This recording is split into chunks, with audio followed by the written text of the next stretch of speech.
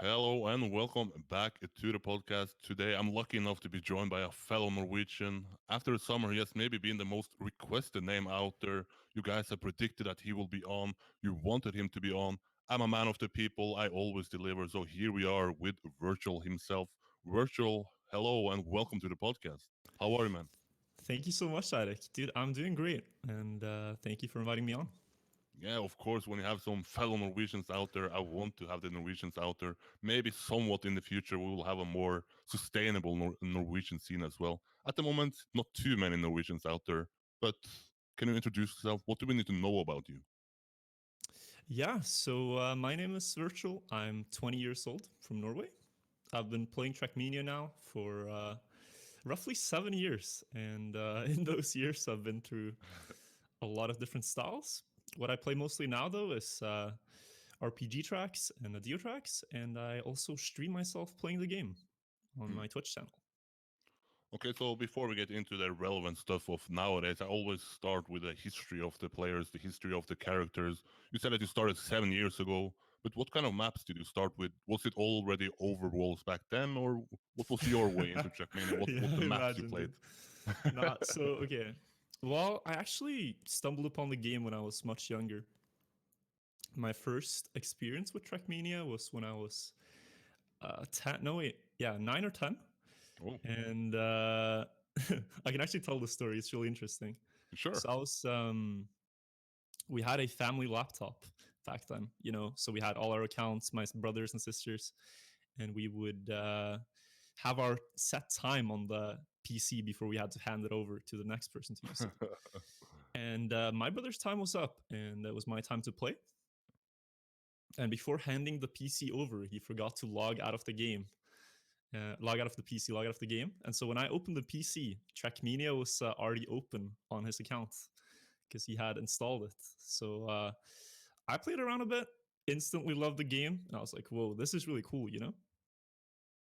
I ended up installing it on my own account as well, and played a bit just for medals. I think nothing really more than that. And then I forgot about the game again for a while Hmm. until around 2013. Yeah, when I saw some YouTube videos from mostly like Nino, Jav, those creators, and then I was like, "Whoa, this is not the game I remember. People are doing crazy stuff here." So I decided to reinstall. Hmm. Okay, And so to you the bring track. up your brother as maybe the way into Trackmania, but then it's obvious for me to ask: is your brother still playing Trackmania, or is he Oh even no. following you playing Trackmania? Yeah, I told him I stream and stuff. He doesn't watch though, but Oh. he like yeah, he doesn't play anymore. It's kind of been this way where he kind of has introduced me to a game, and then I picked up on it, and then he's moved on to the next game. I picked up on it, and then he's moved on again. Is So it like because he's you're our, better than him, or? I don't know. I think I'm more of like yeah, I wanted to beat him at the games, and so like he's kind of more of playing for fun. Hmm. So he's kind of the next game if he gets bored. Yeah, Yeah. and then you So bring up. Yeah, go ahead. yeah, so he also did the same for example, League of Legends. He introduced me and then kind of moved on from the game. And but yeah, I had really good memories though of playing Trackmania with my brother when I was a kid. Hmm. We used to play hot seat mode a lot. Like one would build a track and then we would play hot seat in local play. Yeah. And how old is your brother, and did you beat him? Back then, I don't remember, but he evidently quit the game, so I think it stopped being fun for him. But he's 1 year older than me, so he's 21 right now. Yeah, okay, okay. But you bring up YouTube as your way into it. Was it just randomly browsing YouTube, like, or did it get recommended? Do you even remember how you I found think it I on YouTube? got yeah, I think I got recommended. I can't remember exactly how, but the first videos I remember watching were these Jav Nadeo Yeah. reverse videos, and I was just astounded, like, "Whoa, these are insane." So I was interested. Okay, so I also watched those videos back in those days, but my reaction wasn't like, "This is awesome." This is my reaction was more like, "Why do people bother to do this? It seems insanely hard." But Yeah. why? Seems Why kind do you of think that it was something that switched in your head, saying that this is something cool? yeah, no, it seems kind of redundant, doesn't it? But Yeah. something that's kind of always fascinated me is just like the limits people will go to do weird things in a game. Like you see it recently now with all these Minecraft videos where it's like beating Minecraft without moving, beating Minecraft without using a pickaxe, like these things, where it's just some stupid challenge and then they're going to go through exactly how to do it step by step. Hmm. And I was just fascinated since I had played the game before as well. Yeah. So then you watched the YouTube videos. Was it then logging into the game and playing the same tracks, or did you go back to, let's say, the hunting the medals like you did when you were 10 years old? Oh yeah, I think I started with the medals, but you asked this question earlier too, which tracks I started playing. Yeah. And the tracks that I actually started playing were, apart from like first trying to find where I was gonna play, but the things I started with was mini RPG, these short RPG tracks. That was my first maybe 1.5 years of the game. I Oh, played really? a lot of mini RPG. It's really interesting. I've been through all the styles really, but yeah, it was mini lol, and then it was like tech kind of thing. Tried to become good at that. I was actually playing pad back then, trying to learn that, but I switched back to keyboard So you and played played some mini keyboard and then RPGs. pad and then keyboard again, or? I tried to learn pad because I saw these videos of all these pros playing with pad. I Yeah, wanted to yeah, see like, can I do this? But yeah. I've always defaulted back to playing keyboard. Hmm. Don't know And do why. you find that some sort of struggle, or has it ever been a struggle where some sort of maps or styles that you dislike because you maybe had a disadvantage of the keyboard? Oh yeah, dude. Some styles I just don't play because I'm disadvantaged. I'll like precision maps. I don't really play. If you have to like skip the booster, and this Yeah. tiny gap, stuff like that, I just get frustrated. And I realize I can't do that on keyboard. And I've tried learning pad, but in the end, like I haven't felt the need yet. I felt like it would be nice, but I haven't gone through the enough. How do you say? I haven't felt the need enough to really go for it yet. So Yeah. But do you I'm think that enjoying it. you'll ever now move to pad because you played so long with keyboard that maybe the skills you have in keyboard will never come into just natural in pad? Yeah, that's the issue, right? Like if I try to go pad now, I have like 7 years of muscle memory pretty much on keyboard, and then I'm like, I have the same game understanding, but just the hand movement and everything, it's very different. So I mean, the world champion in Trackmania is using keyboard, so nothing can stop you, right? I mean, there's your proof, right? Keyboard better than pad. We got him. Okay, so you say that Yeah. you played some mini RPG back in the days, but was it more that you wanted to finish a track?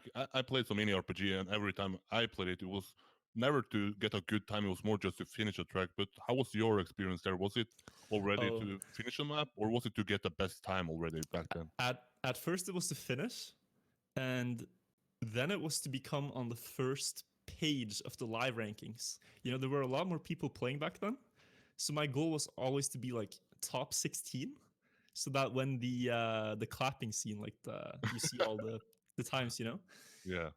your car would be visible in the back there somewhere, and you'd be like, ah, yeah, that's me, first page. Um, then I started playing for the locals. So there's like 50 server locals, instead of the 30 daddies. And I was like, I want to try to get some local records.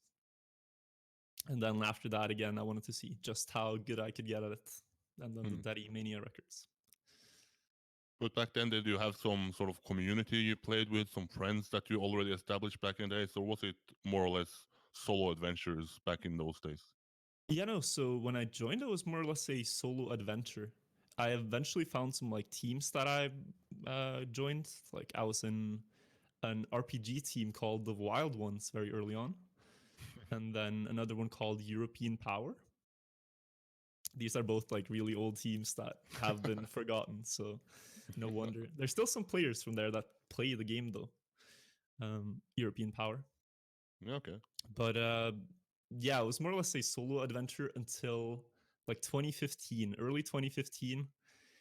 That's when or well, maybe like late 2014. I found Nino, the server that Nino used to hunt on, and I was starstruck.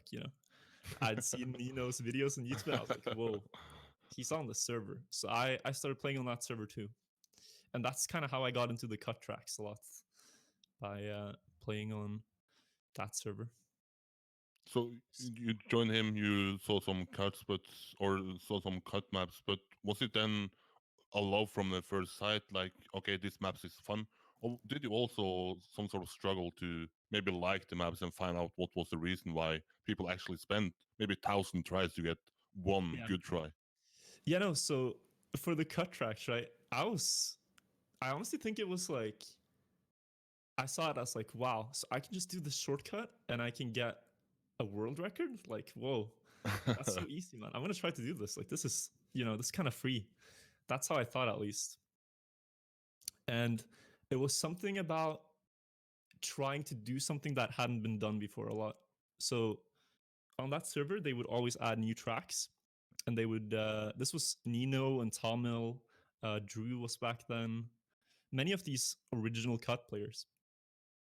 They would add new tracks, try to find some way to kind of get an advantage over everyone else who'd ever played the map via shortcuts. So I was fascinated.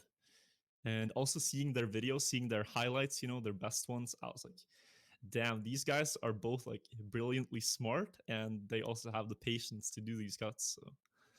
So that's where that adventure began. Okay, so I've Yeah. seen, of course, a lot of Trackmania videos where they cut those maps. But as a player or as a viewer yourself, you just hello. I'm gonna fix it. Don't worry. Yeah, okay, This is my but camera doing yeah, its thing.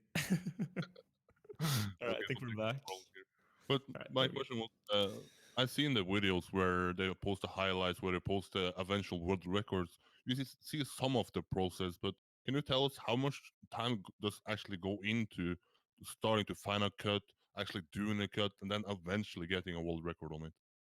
Yeah, true. So it's actually a lot more than you think. For some maps, you get better over time. The first thing you do if you want to cut a map is you open it and you say, there is a cut on this track. If you try to look for a treasure on a beach, it kind of helps if you think there's a treasure buried somewhere. Like, you're actively thinking about, there could be a cut here somewhere. Yeah. The next process is to, what I usually do, or ended up doing, is checking the checkpoint times on the tracks. I see, like, wow, there is a 12-second window between the second and the third checkpoint. Could that be done faster? Is there then like an assumption that there could be a shortcut there? And so say you find a shortcut, then it comes the process of doing it. Now, this could be a very simple map. Of course, for bigger tracks like the eventual EO2, it was a massive project. But yeah, that's the process. And then you, of course, have to learn all the skills that go into that. Not just the finding the route, but also driving the route. Hmm. But do you think that I mean, you've probably spoken to a lot more people who eventually do this kind of cutting and try to find a cut. Can you some sort of describe a personality of a person, or can it be a different kind of person finding a cut? Is there some sort of creativity mind you need, some sort of, I don't know, outside the box thinking, or? Yeah, we treat it like a puzzle. Like, any map we open, it's a puzzle. It's like, okay, so this is the starting point of the puzzle, and we're gonna see how can we get from A, which is the start, to B, the finish, as fast as possible. That's just the goal. And then we see, like, wait, why are they doing it this slow way when there's a straighter line? That's essentially the way you're thinking about the problem. Hmm. And the people I find doing this, I mean, I've talked to a lot of them over the years. um, Very patient people. That's the main thing. Like, we can sit in Discord and play a track for several hours, and we're all just having a good time. Nobody's getting like frustrated or upset about not achieving the shortcut, for example. But would It's a you? strange world, but that's, yeah. Yeah. I mean, I cannot imagine doing that. But would you say that you would have done it unless, or let's say that taking out the Discord conversation, that you were more or less doing this alone? Would you say that you would have done it, or is the hype to be on a chat with someone that who is going to be the first one, who is going to get the best time? So you actually But have someone to live reaction. yeah, it really helps to have your community of Yeah. people doing this. That's why I have so much respect for the very first people doing this. Like, for example, Jav, they were really early with the shortcuts. And I can imagine just like sitting in a quiet room hunting a track for hours with really not talking to anyone or just, going for this hard shortcut. It could be very taxing mentally. Mm. But the way we've always done it over the years has been just having a great time while we're doing it on Discord and Skype, and back in the days, a lot of Skype conversations. So would you So say like, that? Go yeah, ahead. no, Okay, would okay, you say that being part of a team has eventually made you a better player? I mean, in tech, you say that if you want to become a good player, there is a learning process that being part of a team is eventually going to learn you a lot of stuff to eventually become the best player. Is that the same part in cutting tracks that you can learn stuff from others on their way up to the top as the best cutter in the scene? yeah. So I mean, we I don't know if it's real very a like competitive scene. It's kind of like a community effort. So whenever you have a track and we play it, it's not so much about who gets it. It's just about doing the cut and then we move on to the next track. That's why I'll often see like a Nadeo track with a very hard shortcut.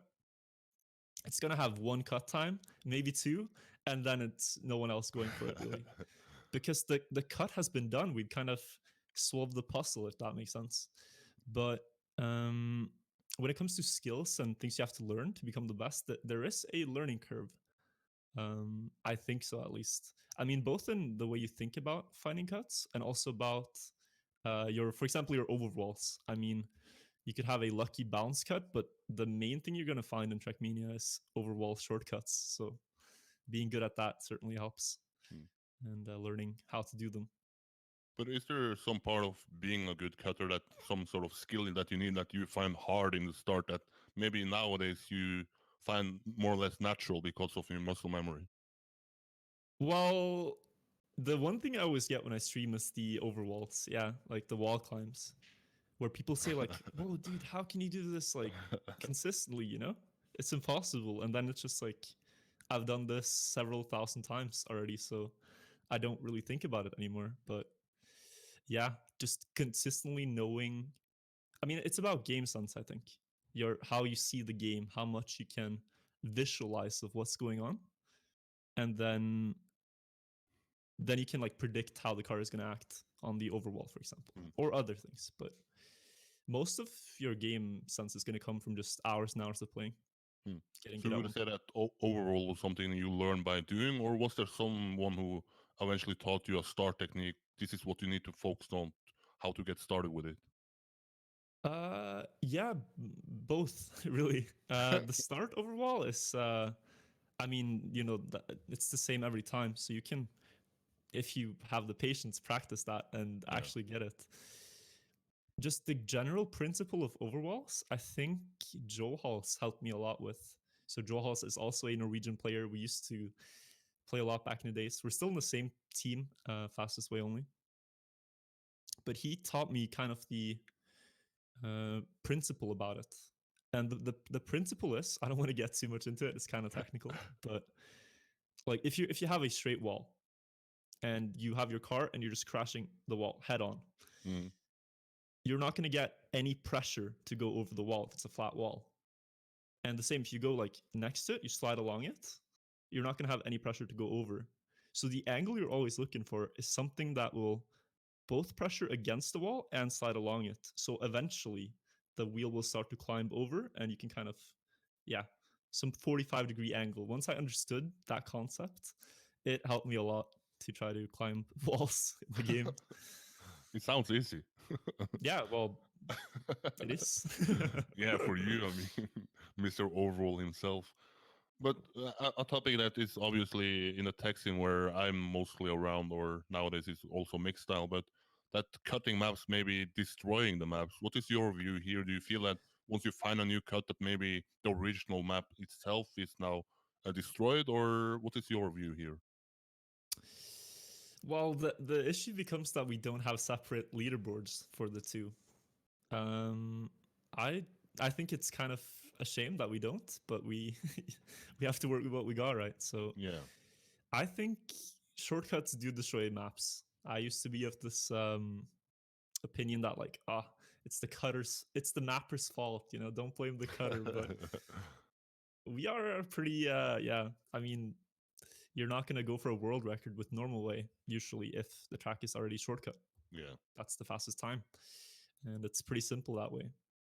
Hmm. But at the same time, it really depends on where you do it. I think in Nadeo, I think there's mostly just people celebrating whenever a new shortcut is found, because it's like, whoa, this map has existed for 11 years and now we have yet another shortcut. Like, that's amazing. But if you then go ahead and cut like the TMGL map or something, I don't think people are going to be too happy. That's, Yeah.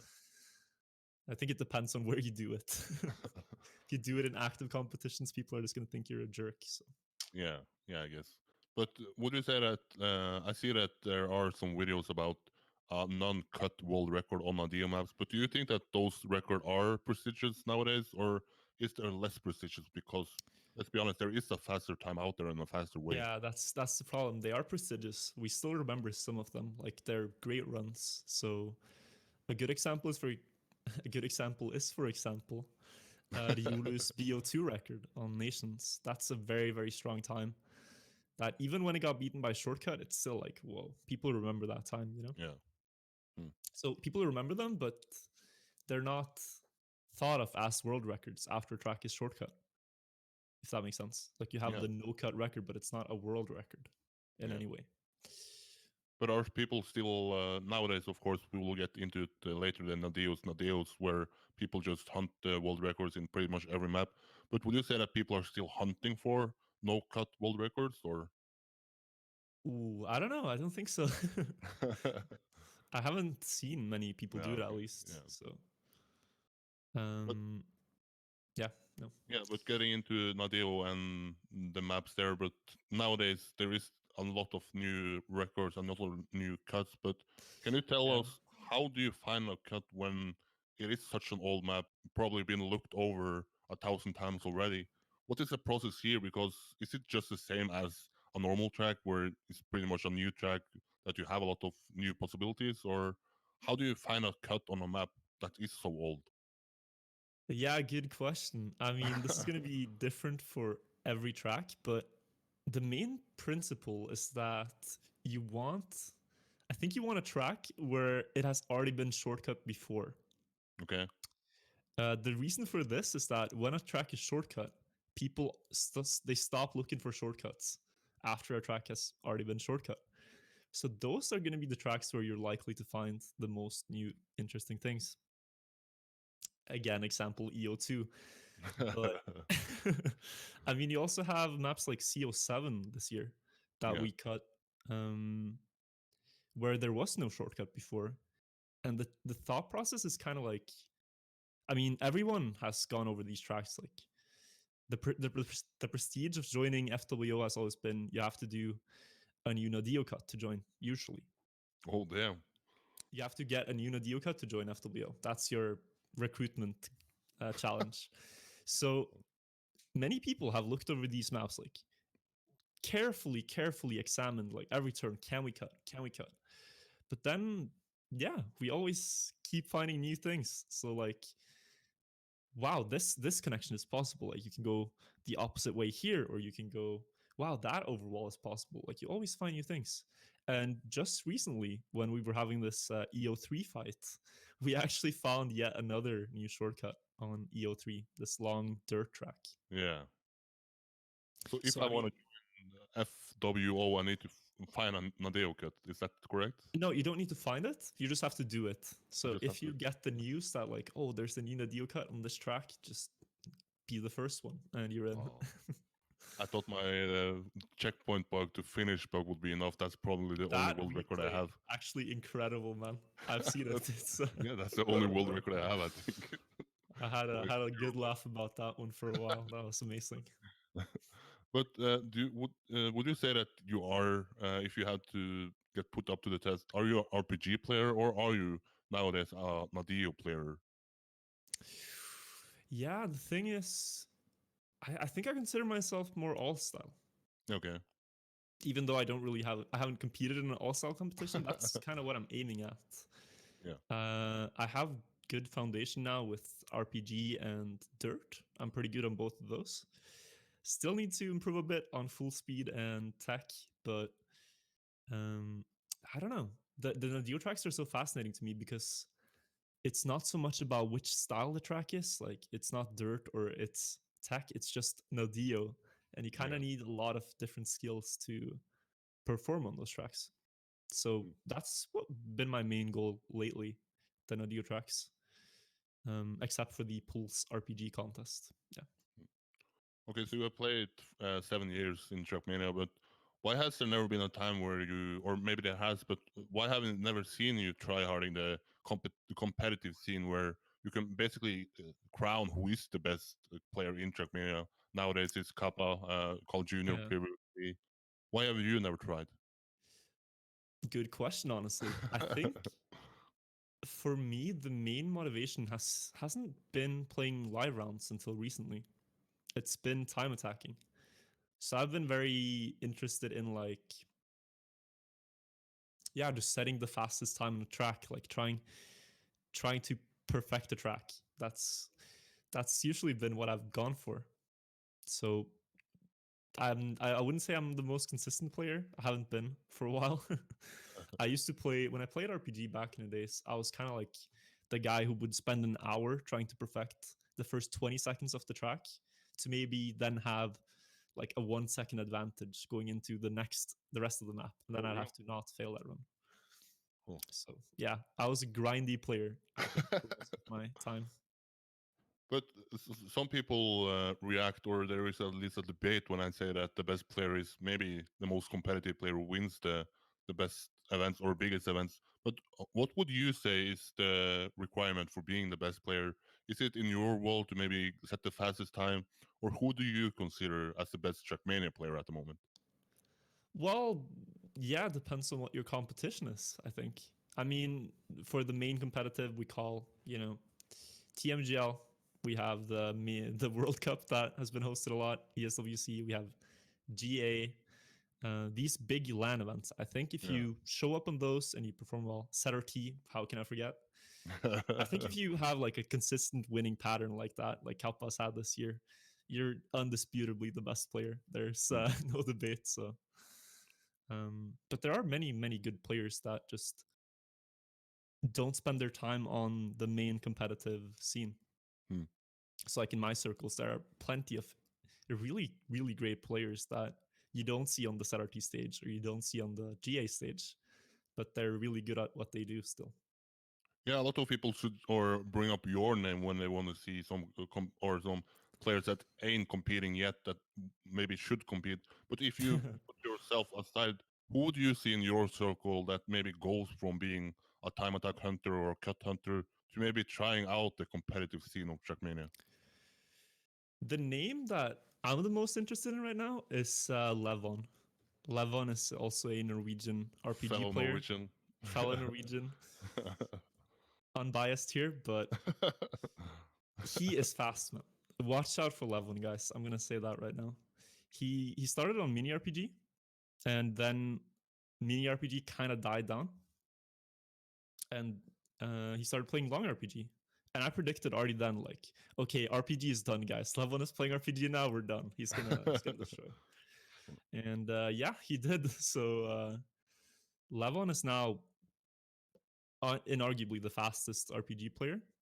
He isn't that consistent in tournaments, but he is very fast. Like he has, yeah, just insane skill at the game. So if he, and I mean, he tried a bit at Serrator, I think last year, but I'm pretty sure he'll be back. So watch out.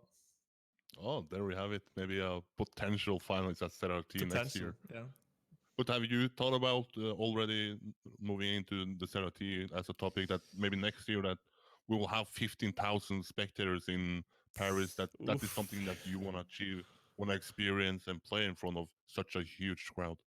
I was nervous like hell at ESA, and there were like 15 people behind me. So yeah, times that by 1,000, and you got the ZRT main stage. But I don't know. I'm I'm curious about ZRT just because of how big it's gotten, and also just the the outside circumstances. Like you get to meet up. That's basically the yearly Trackmania meetup now. You see everybody's going there, all the big names. Yeah. So I think I'll try to qualify.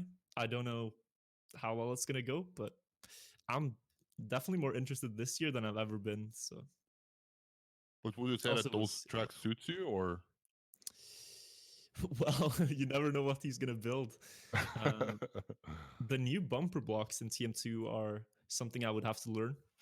I Yeah. have basically zero experience driving on no grip or no steering or all these new concepts. But I mean, generally, it's like it's so weird that you're kind of gonna throw off the best tech players, but it's also not. Yeah, it's kind of like I think we have some inherent. I don't know if it's an advantage, but like we've played very similar tracks when we've Yeah. cut tracks in the past because that's kind of like the vibe the track gives. It's a weird style of everything, Yeah, it sounds doesn't it? perfect for you, like a perfect fit, right? Well, but then you actually have to play against fast players Yeah. like Carl Jr. and all these great names. So Yeah. who knows? And then talking about the Serrator, you brings up the topic of streaming, but how you are nowadays one of the most popular streamers in Trackmania, at least international wise. You obviously have a big French scene, but when did you start streaming, and why did you eventually say that, okay, I'm gonna boot up a Trackmania stream? Good question. So this was March 2017. That was when I started streaming the first time. And I can't remember exactly why. I was really interested. I'd been watching both Spam and the Riolu stream for a long time. And I was thinking, like, this is really cool. You can broadcast yourself playing, talk to people, kind of the same way that you would do in a Discord call with friends, Yeah. but just they're in chat typing instead. So I was intrigued, and I thought maybe I could bring something new to the table because you had um, Spam as your tech competitive player. You had the Riolu as like your multi-environment hunter, Nadeo hunter. He was doing a lot of back then.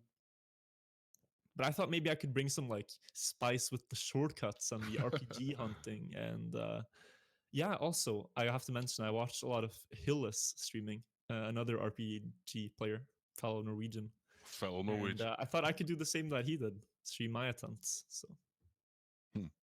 But would you say that once you booted it up, that it was a success from the start? Like nowadays, you obviously have a popular channel, but once you booted it up, was it like people had waited for this, or did you have to eventually um, like get people into your stream?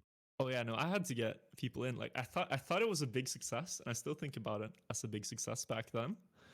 But I recently scrolled back because Twitch has stats on this. You can see like what was your viewer numbers and stuff back then. Okay. And I was streaming to like 5 people for a month, 5 6 people for a month from March until April 2017. Okay. And then I was streaming for like 10 people from I think it was June till August. It was like from 10 to 30 average back then.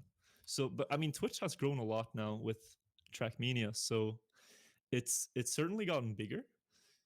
So 30 back then was, that was solid, but um, it's taken off the rails now though. It's Yeah. honestly incredible. Just the last few months after and before and after ESA, really, it's just continuously growing upwards. So I'm ecstatic about it. What would you say? What is is there a difference between your stream from you started it and nowadays? And if so, what would you say is the biggest difference? Ooh, yeah. Well, when I started, I had really no idea what I was doing. I still kind of don't, but I think I do. I'm trying some new things now, obviously, with livening up the stream a bit. I've done this refurnishing project in my room that Yeah. I'm working on. But mostly, I think you kind of find yourself a bit through streaming. You realize what is my strengths as a person, my personality traits, and how can I use those to entertain or have a good time. And that's something I didn't know when I was starting out that I've now kind of seen and been really surprised by. Hmm. Okay, so 2019 is probably gonna be the year, at least when I really started to get into like knowing the profile virtual, and it was due to the ESA. But how would you sum up 2019 if you had to sum it up? Is it an overall success, like, or has there been some sort of problems? And how would you sum up this year? Where to even begin, honestly. This year has, yeah, blown me away. So I mentioned I was streaming back in 2017, right? Yeah. So I streamed from March until April, and then from June until August. And August that year, I decided to do something a bit drastic. So I decided to quit school that I was going to and move to northern Norway for a year because I was really burned out of high school. And I knew that if I started that year, I wouldn't be able to finish it and I would maybe drop out. So I was just like, no, I can't do that. I'm going to take a breather. So I went to northern Norway to something we have called a uh, folk high school. I don't know Yeah, the English word, yeah, I think but it's high school. it's kind of like a summer camp kind of thing. I did an outdoor life course up there for a year where basically we just walked around doing mountain hiking for a year. Honestly, a great time with people my age. Highly, highly recommend it if you want to travel. But so I did that for a year. I come back in 2018. I'm feeling great, and yeah, I started that year with a lot of motivation to get done with school. And so Christmas 2018 comes around, and I've kind of been playing Trackmania this half year, punting some classic tracks. That was my other project back then. But in Christmas 2018, dude, my PC had a tragic death out of nowhere. Like Okay. end of December 2018, it just died. I was playing. I thought I had a power outage, and I tried to turn my PC back on. It was dead. Um, and so I tried to set some new goals for the new year, for 2019. And at that point, I was kind of like debating quitting the game because I was like, well, I don't have a PC right now. Am I gonna fix it again? If I do, I really need to fix it again? Like maybe I should Yeah. just focus on school, be done with that, and then move on to other things. So I set my goals for 2019, and one of them was actually quit TM, but Oh, really? yeah, well, I put it up there, but I Yeah. never Okay. take that list too religiously. So I was back in like 3 weeks playing on my laptop. Okay. That's how 2019 started for me. I played on my laptop a lot, and but I never expected just this like series of events that would happen after, because I was starting to get some interest in Nadeo tracks again. At the time, I only had one Nadeo world record in nations, and I was just like, man, I can get another one. I want to get another one. I want to try to do something. So I looked at the list of tracks. I checked Jav's video. He made a new one, which was what cuts are the undone ones that are still existing in the game. So I looked at them a bit. I saw CO2, I saw D15, and D15 piqued my interest. It's this incredibly long dirt track, 7 minutes, and it has a shortcut that you can do in lap 1 and lap 2 and lap 3 and lap 4 if you hit it. Um, so it's kind of like a curveball you can always throw, see if you get it. So I ended up getting a world record there with like a lot of bugs and 2 or 3 cuts to compensate for the bugs, which was pretty hilarious. But yeah, so I got D15 done. I talked to Jav, and I checked this video that he had. I think it was it was the Undone Cuts video, and he had a picture, just like a picture, with a lot of arrows on it, and this was on EO2. And I had no idea what that picture was about. There's just a ton of red arrows, like, oh, you can go over here, but you can also go over here. You can go here, all over the place. So I asked him, like, yo, Jav, what's this? What's this picture, man? Do you think there could be a new route on the map? And boy, oh boy, did we not know. So I took to looking on EO2, And I actually found a new route pretty fast. That was my original cut route that ended up saving 6 seconds. I found that after I think 2 hours of searching, but then it would take me like a week or two to actually get the run with that route. And yeah, dude, I remember we uploaded it on April Fools, and people Yeah. didn't believe it. They were like, "Nah, man, you're kidding here. Nice troll. It's not real." But yeah, and then Jav just destroyed the map after with his mathematical genius. Wrote the code, and we drove all the segments checkpoint to checkpoint. He put them into the code, and out came a new route to hunt. Yeah, how was that process?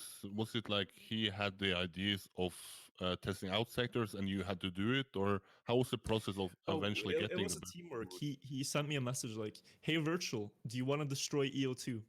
Basically, and I was just like, "Yeah, sure, let's go." So then we started driving. We started driving the segments. So he did some, I did some. We timed them out. So like to what we thought would be the perfect one. It didn't need to be exact. It just needed to be like close enough to thin the field to get like something. That was the first process. Um, and then, well, there's this video about it if you want to check it out that Jav made. Explains everything we did. But then Jav had the idea that he was doing it the wrong way. Like he could use something called the traveling salesman problem. It's getting very technical, but he found the new route, the six cut route, eventually with this tedious mathematical process. And for me, that was kind of like that was the I wanted to make a statement with that. I wanted to just get a clean run with the new route. Oh, there goes the camera. When we put it back up here. Yeah. Yeah. So I wanted to just, I wanted to do it. So I tried my best, and I played that route for 1.5 months or so, I think, in Oh, total really? to get the perfect run. Hmm.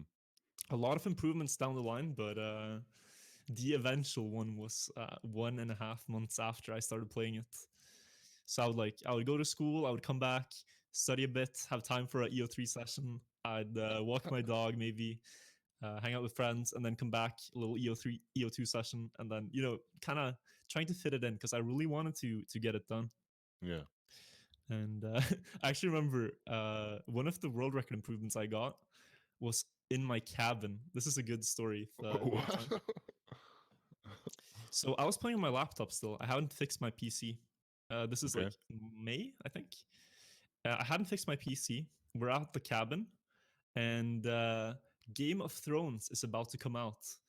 So this was the new season of Game of Thrones, season 8. It's about to come out, and well, it would have been a bit earlier. I think April. It's about to come out, and I'm sitting up waiting for it because it's coming out at 3 a.m. Norwegian time. And my parents like, "What are you even doing? You're up at 3 a.m. at your cabin." But I was gonna watch it with some Trackmania people. So I'm sitting up, and as it turns out, I had actually missed the date. I was one date before the actual Oh, really? release, so I was up until 3 a.m. And yeah, I joined the server that we were playing on, and they were doing some EO2. So I thought I'd join them. They were doing rounds mode, which was highly entertaining. Playing rounds on EO2, and you reset if you fail. And yeah, one of those runs just happened to be a world record improvement at the time, a 3:45. Damn. Backfired. So the in even the rounds mode, the record stands. Yeah, in rounds mode. If you go online on EO2, you'll see I have like a 3:45 there in rounds. It's pretty hilarious.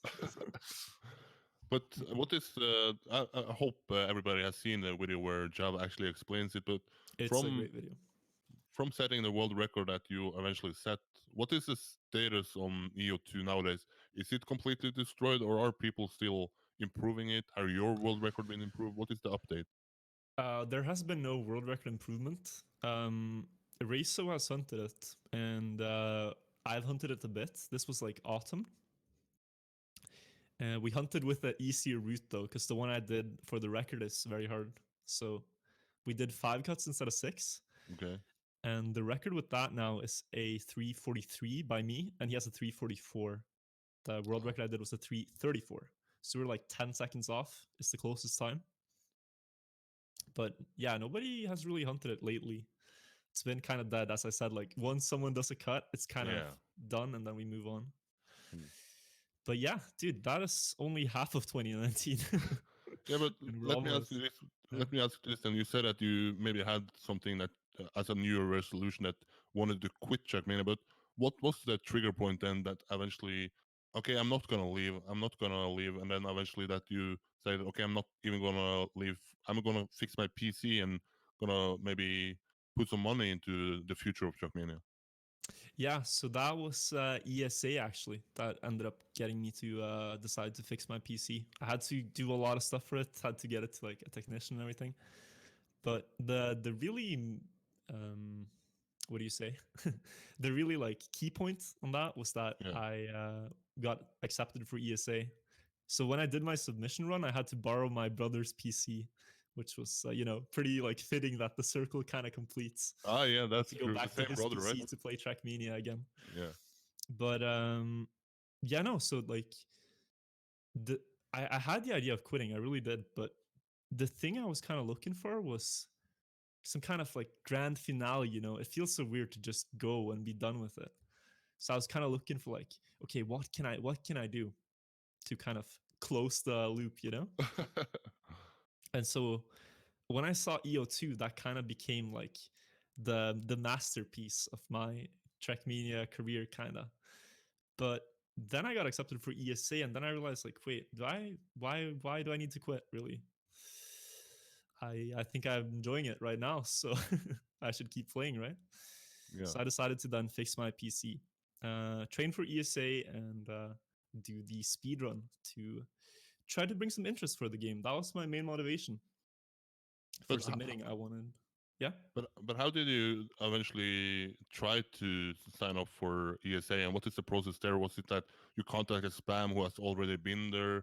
Was it something that you Oh, had they some have contacts from inside ESA? yeah, no, so they have like a open submission process where you can submit the run on their website. They take a look, they filter out the runs they want, and keep the ones that or discard the ones that they don't want.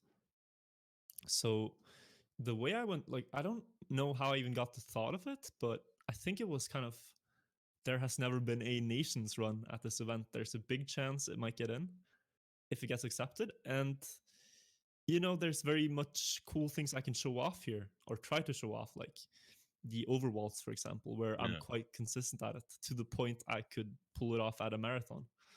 So that was yeah, to show exists in this game now, that I was so surprised by when I saw the game myself again after a few years with on YouTube.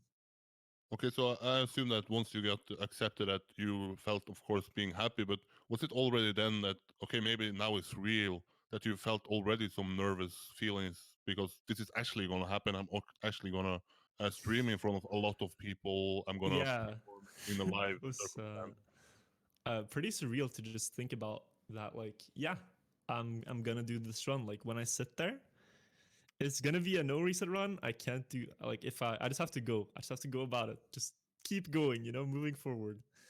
And no matter what happened, and we got like a run with, I think, where everything happened really, but um, a lot of memorable moments, and I had a great time. So I can only consider it a success. But the most amazing thing about ESA was actually just meeting the people. It wasn't doing the run was great, and I mean, in hindsight now, it's brought a lot of attention to Trackmania. Yeah. The video of it is watched a lot on the ESA YouTube channel. But the most fun part was just meeting Riolu. I met Effect, SB Villa, Nina Dora, some people that they knew again through their streams and stuff. It was a great time Hmm. at But ESA. how would you say that you were moments before eventually you started to play? Was it you were one of these nervous guys like maybe Carl Jr. who wants to Oh, puke? Or was he one of these relaxed guys who like say, okay, it's what I do pretty much every day. It's Trackmania. That's what I was trying to tell myself, that it's just what I do every day. Like it's just AO1. Like this is Yeah. not scary. It's AO1. You know, you've played this track 1,000 times. But then you realize like you have it's a different screen you're looking at. It's maybe a different keyboard position. It's lights pointing at your face. That's something I've gotten a bit more used to now. But it's the entire circumstance, and that's just like, wow, we're actually sitting here doing this. Like this is happening live, and it took me, I think, maybe like 10 or 15 minutes in the run where I finally settled into where I was. Like the first minutes, I was kind of, yeah, spaced out a bit about where I was and what I was doing. So, but then the run started flowing, and Yeah. commentary was great, and we had a good time and hit some of the cuts I wanted to. So that Yeah. was a good time. Yeah, I watched it actually together with Kappa because he was visiting me in Norway, and we had a Ah. little discussion or played around with a scenario. Is it like you try to practice what you're gonna say before you actually do it, or like what do you need to explain? What is important that you get out to the viewers? Did you have already a plan in mind, or was it like, okay, just gonna play and then see what is gonna pop up? Yeah, so both actually. You can obviously practice your little introduction speech, like the Yeah, first 20 seconds of the run. Like you just, wow, this is Trackmania. Here's medals. Here's tracks. Here's yeah, braking, all the basic stuff. But then you start to get into like the mid part of the run. You kind of have to see where the conversation leads. Really, we didn't practice the commentary at all. But what also is the thing is that you have to be careful about the words you use, because if I say I'm gonna do an overwall, people are gonna be like, what is an overwall, you know? Or if I talk about, oh yeah, I usually play RPG tracks, yeah. but I'm also a Kacky player, and then people have no idea what you're talking about, so you kind of have to like use simplified words that people understand, and I think we did a great job of that. Yeah, So that's for sure. people came away with few questions. But are you happy that you had Riolo as a guy next to you, or how would you say that that worked out with actually having someone that commentated that your run? Did it put more pressure on you? Did it help you relax more? Yeah, it was actually very relieving to have someone there to kind of back up what I was saying all the time, and it gave Yeah, me some moments where I could just focus, and he would take the handle on the commentary, and I could do my thing. And also, if I made a mistake, he could kind of elaborate on what had happened, and I didn't need to sit there and But that has never happened before. I'm so unlucky. Like he actually, yeah, yeah, it was a saving grace. So very, very good to have him there on the run. yeah. I mean, caster of the year there. Who is better than him to explain what is happening, right? Exactly. I feel humbled to be But accompanied by him there. yeah, and talking about Riolo and a casting, after people saw you there and saw what you explained, people maybe think that you are one of the potential caster that we can have in Trackmania to bring out what is happening in the scene. Do you think about maybe trying to cast some competitions that if you don't want to play them, maybe you want to cast them? Yeah, I have given it thought actually. I do because um well, I don't know. See, there's competitions I want to play, but I don't play everything. So Yeah, I could definitely cast matches. I have already done a bit, but it's very low level stuff. Like my own cup, for example, the bread cup, the yeah, fun yeah, cup that I host, I cast that. Also did cast some RPG finals last year. So there's some minor experience there, but the biggest experience I think was ESA. That was mm, difficult but very fun to try, mm, both on my run but also on the Riolu's 3 hour, 4 hour speed run yeah. of Trackmania Turbo.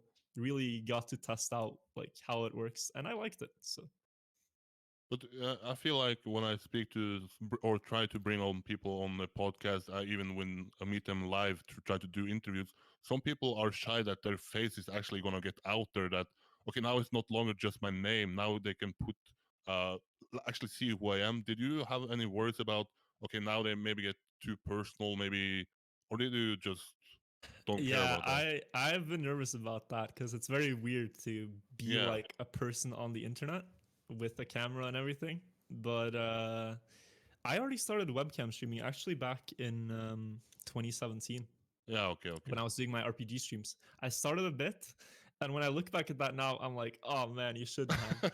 But at least I had some experience, and I thought, Yeah. surely I can't be worse than this. So I kind of just, jumped in the water and then not thinking about the temperature, really, not thinking about if it would be awkward or not. Just Yeah. decided I'm going to do this. And then, yeah, the fallout has been good. So That's the way I to go, can't right? complain. Test it out Yeah. and then see if you like it instead of saying that you don't like it from the moment you.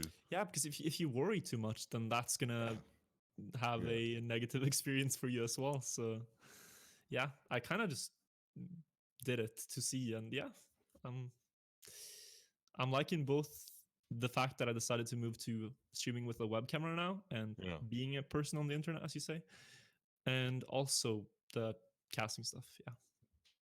But obviously, ESA brings in a lot of views. I believe that video is now booming and maybe one of the top 5 most viewed videos in Yeah. 2019. That's with Trackmania. But have you felt that on your stream that there is a before and after ESA? There definitely is. Yeah. There's every day there's some guy in my chat that comes in and he's like, "Hey Virtual, I've been watching you for a while now. I found your stream from ESA and recently decided to reinstall the game." And I'm like, "Great, man. That's awesome, you know?" That is what it's all about. And that makes it feel a lot more worth it when people come like back to me again to tell me like, "Yo, you introduced me to this thing and I like it." Yeah. So that's definitely something that inspires me to go back and do something similar again in the future. Yeah, what is I've seen spam has been twice at the ESA. Is that something that you want to go back to and maybe do it again? And if so, would it be the Trackmania Nations Forever, or would it maybe be something else that not the developer itself has built, like maybe community maps or something like this? Oh, yeah. I think, well, see, the thing about the community maps is it's becoming kind of abstract Yeah. in a way. Like the main thing about speedruns is you just take the game as it is. You go from start to finish, and that's your speedrun. So I think sticking to the official campaign makes it a bit easier for people to catch on to. Yeah. But it's gonna be nations, yeah, if I do something similar. And when it comes to like ESA or not, I don't know if it's ESA.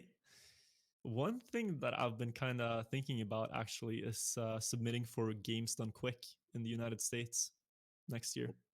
And inform people what is that and what is maybe the difference and similarities between that Yeah, and so Games Done Quick, that is a speedrun marathon that's hosted in, I think it's Minnesota every year. It's the biggest one about when it comes to speedrunning. They usually get, what we're talking ESA, they get 20,000 viewers maybe at their peak live.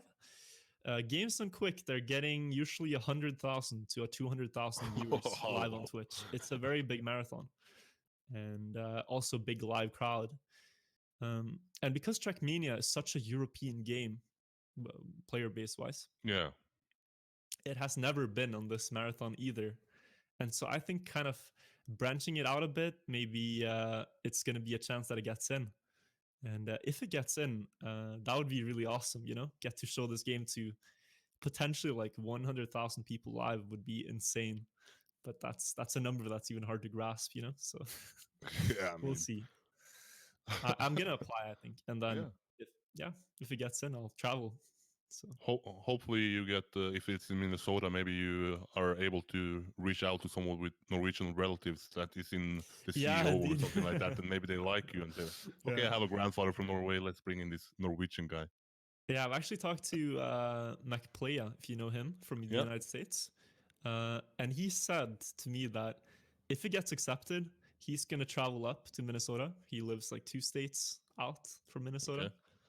and help with the commentaries. Then it would be a virtual MacPlaya run, which would be, pretty cool. Get to meet him as well. So Yeah. that's exciting, but it is, of course, depending on whether we get accepted or not Yeah. when the Yeah. submission opens. If you need some company on a plane over, hit me up. Maybe I can maybe join you as well. Ooh, But I see, take a there's lot of leg something. rooms on the plane, so maybe you don't want me on there. I always take the emergency seat if I can Yeah. on like short plane trips. The extra leg space is amazing. I Life mean hack, guys. everything. But bringing up that ESA has made, now they had Trackmania Nation Forever, they had Trackmania 2, and they had Trackmania Turbo. What would you say? Is it a good thing that we have three different games, or should we try to aim all new potential players into one game and help grow that platform more? Yeah, see, that's difficult. That's very difficult to answer because um, the people also ask me this a lot. Like, why are you sticking around in Nations when Yeah, there's the newer games like TM2 and Turbo? And it's hard to give even an answer to that. That's gonna because the truth is that it's just the community really in those games. It's the history, the community, and they've decided to stick around. So if I move on, I'm kind of like leaving my community that I've known with people for years. yeah, But so for new players, it's hard again because Nations is the free title. It's always free. It's always going to be free. So it's a natural first step. You know, if you want to test something, you usually do the free trial. Maybe you like it, and then you decide to move to TM2. That's usually the line we recommend people go. yeah. Um, but I don't know. The player base is kind of split, which I don't know how you would fix, but I don't know. Maybe if they decide to make another Trackmania game in the future, then that is where everybody is going to go, hopefully. Yeah. And then we have, completed brought the community together. Yeah.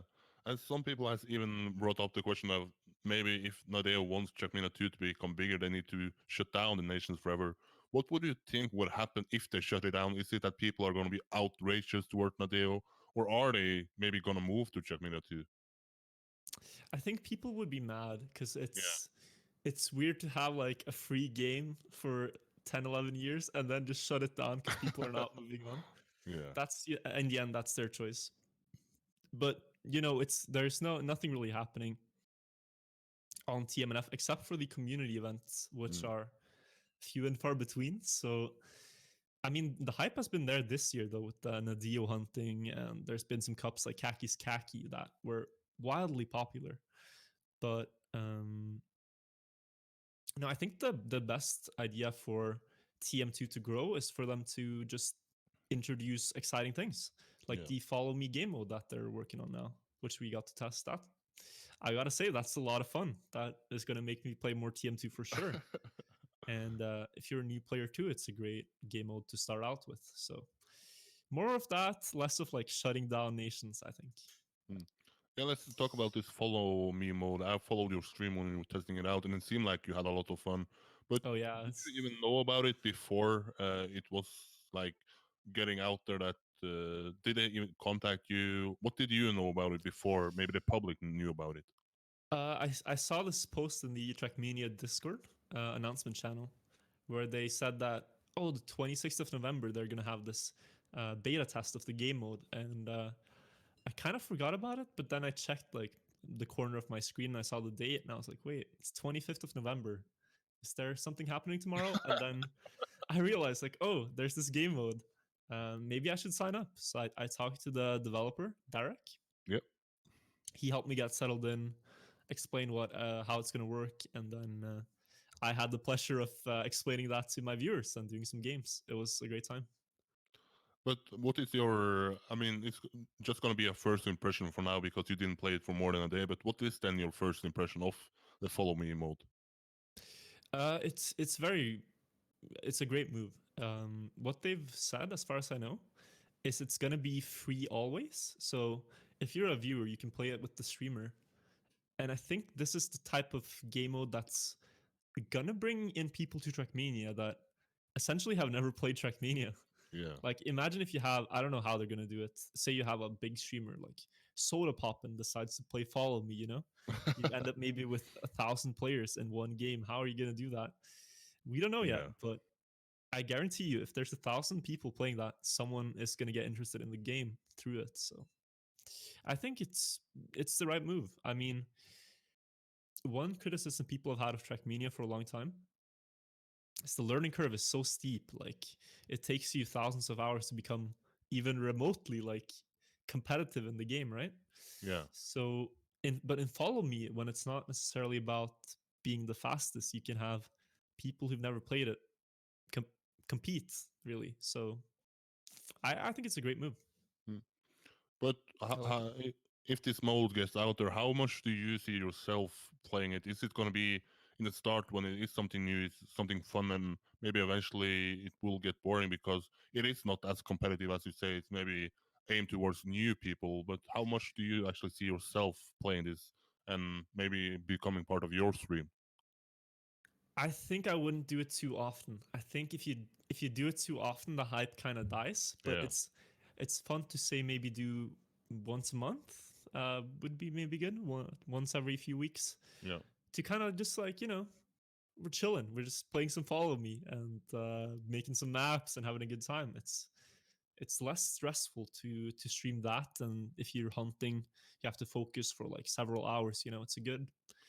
You know what it is? It's kind of like marbles on stream for Trackmania streamers. It's essentially marbles on stream, but you play the car yourself. Yeah, yeah, yeah. That's what it Uh, feels like.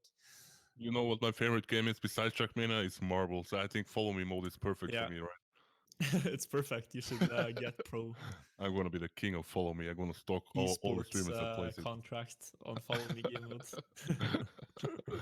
Yeah. but but let's bring up the ESA then the time afterwards. I speak to maybe the most people I speak to are competitive players, and maybe ESA is gonna be in your case like a set of T for competitive players. It is something hyped. It's something that they look forward to. But after that is over, they are maybe living with some sort of, I don't know, empty feeling. What is there to look forward to? Did you have something problems with something that now I don't have anything big to look forward to? What should I focus on? What should I look forward to? But yeah, so it's always about like finding what your next thing you're gonna try to work towards is, right? Yeah. You need some goal. I definitely do need some goal for when I work on things. So after ESA, I there was one track that I wanted to start playing. It was D13. I'd hunted it a bit before ESA. Mentioned I was going for the record at ESA, and I thought maybe I could stream this after ESA, and people are gonna remember if they check out the stream. So I was playing a bit of D13, but it quickly became too difficult really to get the record, so I stopped playing that. But the kind of saving grace there was Kackiest Kacky. Honestly, when Kackiest Kacky came around, I was gonna. We had no idea how big it was gonna get, but Kackiest Kacky was insanely hyped this year. Yeah. For some reason, people just love to see us streamers suffer, and they just wanna watch us play the worst tracks. And yeah, we did for a month. So But Kacky very much so like sparked my interest in continuing to stream after ESA. yeah. But if I'm correct, this was like the fourth edition of Kackiest Kacky, or Yeah, the yeah. fourth. So the thing is, they said that the third one was gonna be the last edition ever. Like Okay. they were done. They'd built 200 tracks in total at that point over several years. So the third edition was done. They had hit 200. It was done. But the hype was kind of still there, it was Yeah. so they what they did is they started going in the other direction. So now we're going -1, -2, -50 is what we're at right now. And because the hype is still there, there's going to be a fifth one next year coming up in March Okay. or April next year. And people are building the hardest possible maps. Like I've seen some previews that people have sent me, and it's just like, am I gonna play that? Man, you're kidding, right? But yeah, I guess we should talk a bit more about Kacky. It was a month of playing, and Yeah. yeah, it was honestly like one of the hardest achievements I've tried to do in this game is finish all of the tracks. I did end up doing that. It took probably 100 hours or so over the 4 weeks that we were playing, and a lot of sleep sacrifice. Because the thing was, you had to be awake at the worst hours, so there were the fewest players, and you could queue your map, you could Yeah. jukebox it, and play it. So yeah, I'm still catching up on sleep after Kackiest Kacky. But Still feeling like a bit tired in general. is this like a But case where you start off the Kackiest Kacky with thinking that the finishing 50 maps is gonna be impossible, or did you already from the moment you saw the maps that No, no, this is it was something I can do? impossible. It was impossible. No, nobody thought that anyone is going to finish all 50 because we saw the very first day of Kackiest Kacky. I did a 9 hour stream from Yeah. 6 o'clock in the evening till like 3 4 a.m. in the morning. A.m. in the morning. Wow, big brain. And Hello. we got to see all the maps. Like we went through one full rotation, and we were just like, "Nah, man." In the first rotation of the 50 maps, I think like 5 were finished or so. It was very few, Okay. and but you start picking up like. And the big hype was that people were putting their maps in their tag, so I would be called like virtual, and then like 5 out of 50. I finished another map, I'm 6 out of 50, Yeah.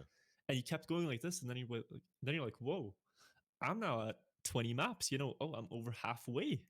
I'm at 40. There's only 10 left. Like, and then when you start to look back, you kind of realize after a while, like the road like behind me is further than the one ahead of me. And though the last tracks were incredibly lucky, and we grinded, to try to get them, sitting here finishing all it, looking back at it, it feels amazing. So what can I say? It's kind of like it's so challenging, but it's also so rewarding to know you have completed the challenge. Yeah. Yeah, let's say that you had 50 or 49 out of 50, and would you look back at it with the same feeling that you are now, or? Probably still a good feeling, not the greatest feeling though. It's such a, you're so close to the finish Yeah. line. The last one, like, because the thing was, the hardest map was number 12, and I finished it first of everybody. So I had 12 in the pocket, and the one that I needed was one that many people had finished. But we were getting quite close to the deadline. I was starting to worry that I wouldn't get it, but I did eventually get it. So if I had gone 49 and it was 12, that was the last one, I would be fine with that. Only 8 people got that track. Hmm. But if it was map 14 of all maps, like I completed the hardest ones, and then 14, which wasn't that hard, was the final one, I would be a bit upset Yeah. about that. Yeah. But would you say that, let's say that there wasn't this much hype, that you didn't get spam and Riolo in, and then maybe the overall community, because this was one of the most hyped event that at least after summer, even I had to watch it to Yeah, check out what was yeah. happening. But Yeah, no, would you say that we if it wasn't that hype, that you are a kind of player that once you start something that you want to finish it, you want to get the 50 maps, or was the hype helping you a lot? the hype was helping, yeah, because I was working a lot towards hitting the 75 average number to try to apply for partnership. And streaming Kacky, it was like 150 usually, Yeah. or more. It was incredible hype, and I was just, so that really helped that I had so many people watching and cheering me on, and uh, taking part in the journey with us on these painful tracks. But it was honestly pretty surprising that both Riolu and Spam ended up playing it, but it made the event, like in general, way more hyped. A lot of players joined from TM2, from other places too. Like they just installed the game to play Kacky. So yeah. But are you surprised that they actually Riolo and Spam did somewhat well, because they finished around 40 maps, or? Yeah, super impressed actually. Yeah. Like Iriulu is it seems like whatever he gets his hands on, he turns Yeah. it to gold, man. He's like Midas of Trackmania. Like he plays dirt, he gets it. He plays RPG, he beats me. Like he beat me in the TTC just recently. And yeah, I mean, anything he plays, he wins it. So Kacky, he got close. He had 48 or 49 maps in total Oh damn. out of the 50. And yeah, incredible. Also very impressed with Spam, but I think after Riolu got the hardest maps, he kind of threw in the towel and didn't go any further. He Hmm. got the golden tag though, which is massive respect. But would you say that there are, for me it looks like all the maps are just randomly put together, but there are some skills to actually building so Yeah, hard maps, that you had some maps that you can actually put your finger on in the Kackiest Kacky that was good, and some maps that you could put your finger on and say this is bad, this is not what maybe this contest is about. Yeah, it's very hard to define what a khaki track is because it's kind of the beauty of it that when you open a khaki track, you never know really what it's gonna be. Yeah. But I think like the main kind of thing we've come to with khaki tracks now is that it's uh, cool tricks or things that exist in the game that you wouldn't be able to see in a normal track because you account for consistency. Like, who on earth is going to play this track of mine if it has this cool trick, but it works 1 out of 1,000 times? Yeah. Well, then Kacki is your home for that. So it's kind of these like outcast maps. Like you have this insane bug or trick nobody's seen before. Don't know where to put it. Kackiest Kacky 5, baby, coming in March. But That's would you say that's that? really what yeah. Yeah. Go ahead. That's really what the Kacki is about. It's Yeah. just getting your pure creative mind out, Uh, building the yeah but would a you say hard that to there finish are? track that is cool. Yeah. But would you say that there are some mappers that you can say is the best at building this, or can anybody be good at this in some way or another? Anybody can be good at this, but there are mappers that have just incredible knowledge about what blocks can do, Yeah. what bugs exist in the game. So, like one builder to watch out for this next edition is Draggy and Yuri, for example, where they have found just incredible tricks in the game and on other maps probably. So like they played a LOL track or a Lunatic track. They've gotten this weird case where they bugged and they were like, "Whoa, that's a khaki track," you know. So then they build that and validate it. They spend like 20 hours validating it, and yeah, I mean you can build khaki tracks really whenever, but having some bug or some knowledge of some blocks that can do weird things that really helps too. Hmm. Okay, so let's preview a bit forward to Kackiest Kacky 5. Do you think that that will be a success, or now that maybe people expect it to be a good event, that maybe it's gonna not live up to it? Because maybe the reason why this one was popular because this was the first time people discovered it and maybe saw it because new streamers, a lot of publicity. Yeah, dude, I think Kackiest Kacky 5 is going to be incredibly hype, but it's going to be incredibly painful too. I Yeah, don't think anyone's going to finish all the tracks. And if I would guess, I think there's going to be one track that's just unfinished by everybody. That's what I'm going to guess. And it's just because people are like, they want to, the mappers want to win necessarily.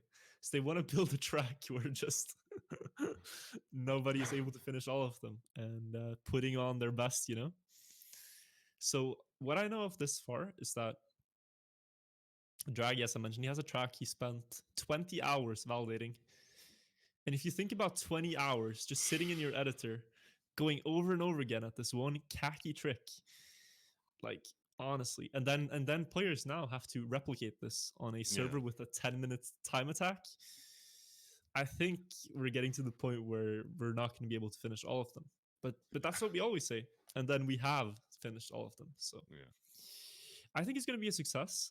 I'm looking forward to it. I'm also building for it. And yeah, if you want to build for it, there is a Discord where you can talk to the organizers if this interests you. So do make sure Hmm. to check out Kackiest Kacky. We have Trackmania Awards coming up in January, and some people suggest this to be online event of the year. Would you say that this is a potential candidate for online of event or of online event of the year, online event? And if Well, so, why? And if not, what else or what other event would you say is better online than this one? let's see. I don't know. It's hard to say because I don't know the full history of which events have won before.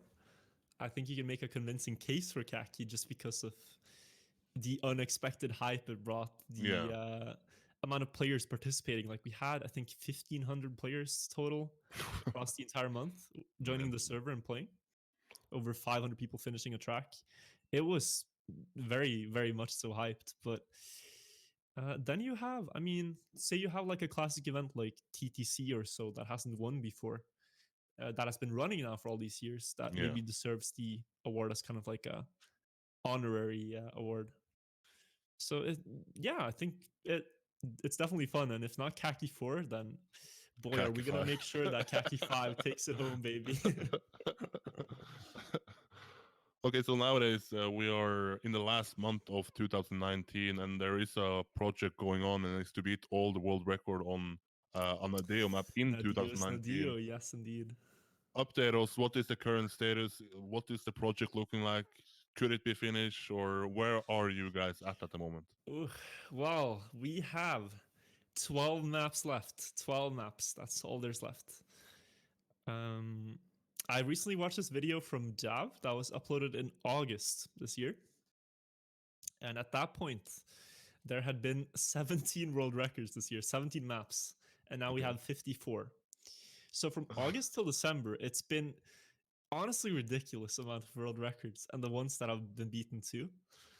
Like we're getting to the point now where just if you say like, oh, I have the 10th oldest world record in this game, it would have been set this year. Like it's almost there, which is ridiculous, man. They used to be years and years old. So we're getting close. But do you think it's There are feasible? there are well, there are a couple of tracks where we don't know how it's gonna happen. One of them is EO5, where the potential candidates to get the world record, there are like 3 players. It's uh, Demon, Roland, and Tween. Tween makes a return. Maybe he could do it for us. We don't know. There are shorter tracks like C10 where the record is insanely optimized. And then you also have things like A04, the 5 second track, where you need to get 100th somehow. And yeah, it's possible. We know that. But is it going to happen? We don't know. Personally, I think we're going to get down to maybe 5 records left, 5 or 6. But we have the potential to just make this the year of all years. Like if players come after us now and they want to try to beat this year, they're gonna work really hard for it. Um, I myself, I have 1 map left I want to try to get, and it's actually my own world record from 2015 on A13. But isn't that the oldest world record at the moment as well? That's currently the oldest one, yeah. But Yeah. I want to try to beat that one for the project. Okay. It brings back the Christmas memories. I was hunting it around Christmas when I said it, and gonna hunt it again now around Christmas, I think. So So you will we'll try sacrifice yourself towards the greater good of this project. for the greater good, for us, for Yeah. the united community. Yeah, But it would be cool to have actually the oldest world record, no? it is kind of cool. It's Yeah. weird. I feel old now. Yeah, I Like, guess whoa. you can say that you're old as well. Even though it was set somewhat kind of newly, It's not like pretty in. recently, Yeah. like 4 Yeah. years, 4 years, Yeah. coming Okay. up on 4 years. But yeah, I don't know. Right now I have it, but it feels like the project has gotten us more world records than we kind of should have gotten already, maybe. But at this point, we should try to go all the way. So I'll try as well. But do you then think once we get to January 1st that maybe hunting Nadeo maps is gonna eventually become like EO2 where it's done, it's dead, it's gonna be a long break until someone brings it back up and creates some hype around it again? Yeah, I think. Well, I don't know if January 1st, but I think next year, Nadeo hunting is gonna die down a bit. That's what I feel like right now. Everybody's putting in their best right now while the hype is here. They're hunting. We have a Discord where we just talk about this all the time. Like, but I mean, and then you have like these moments where it's like, oh, here's a new cut, or here's a new strat, or this record is actually very improvable. Look at the start I had. And some players are probably going to continue, but this is the year where I think we see the most world records in a long time in the Yeah. Dio tracks. And who would you call the best Nadeo player then, or a Nadeo hunter out there? Could we put a finger on one player, or is it too many players? Like maybe some players are good at cut maps, some players are good at dirt maps, or is there a crown for someone out there? Some players are, yeah, different tracks benefit different people, but for me, it comes down to 3 players, I think. I mean, it's obviously Riolu. There was like a story about him this year where he lost all of his world records in nations. Like he had one left, it was B01, and he lost this one in August. So from August, he started playing Nadeoest in TMNF again, and he's gone from 0 to 14 world records now in TMNF. So, I mean, we kind of stepped on the snake, you know. We kind of Yeah. stepped on the beast, and he's coming back to crush us now. And then there's the second one, which is Raysons. Now, Raysons we haven't seen in a while. I don't know where he is or what he's doing, but he is like if he comes back, he can easily defend some of the world records he's lost. He's down. I think he still has 5 or 6 world records left, but he has been beaten on many tracks. And then also this year, I've been incredibly impressed by Heffest. He's a magician in this game, man. You give a track to Heffest, he's gonna beat the record usually. Doesn't matter what it is, what category. He recently took like a dirt record by me by 0.4. He beats 812, C14, these big Uber bugs. He got CO7, the new shortcut. He's a magician. And also recently he got CO1, which was the oldest record before mine from Karjan. So he beat Karjan on a tech map. He beats me on dirt tracks, Cyril on dirt tracks. Like, this man can do anything. And I also hope that he actually might consider going competitive next year. Same as Levon, as we mentioned. Yeah, that's a potential. Yeah. But then you said that you have played Kackiest Kacky, you played Nadeo maps, but is there any cups that you focus on and maybe a try hard in, or is it just try hard in cuts? Is there something that you look forward to as a competitive player that you want to prove yourself and test yourself at?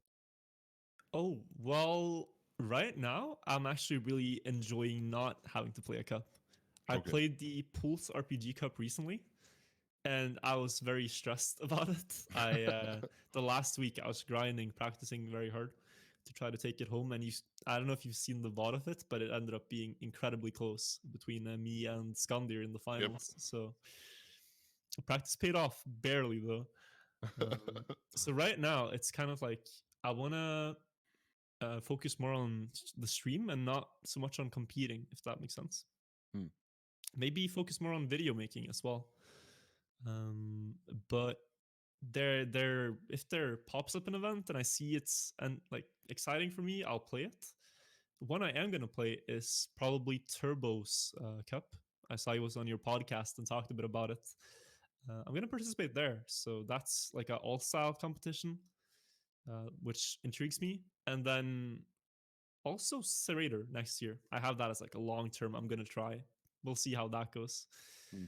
and whatever's in between.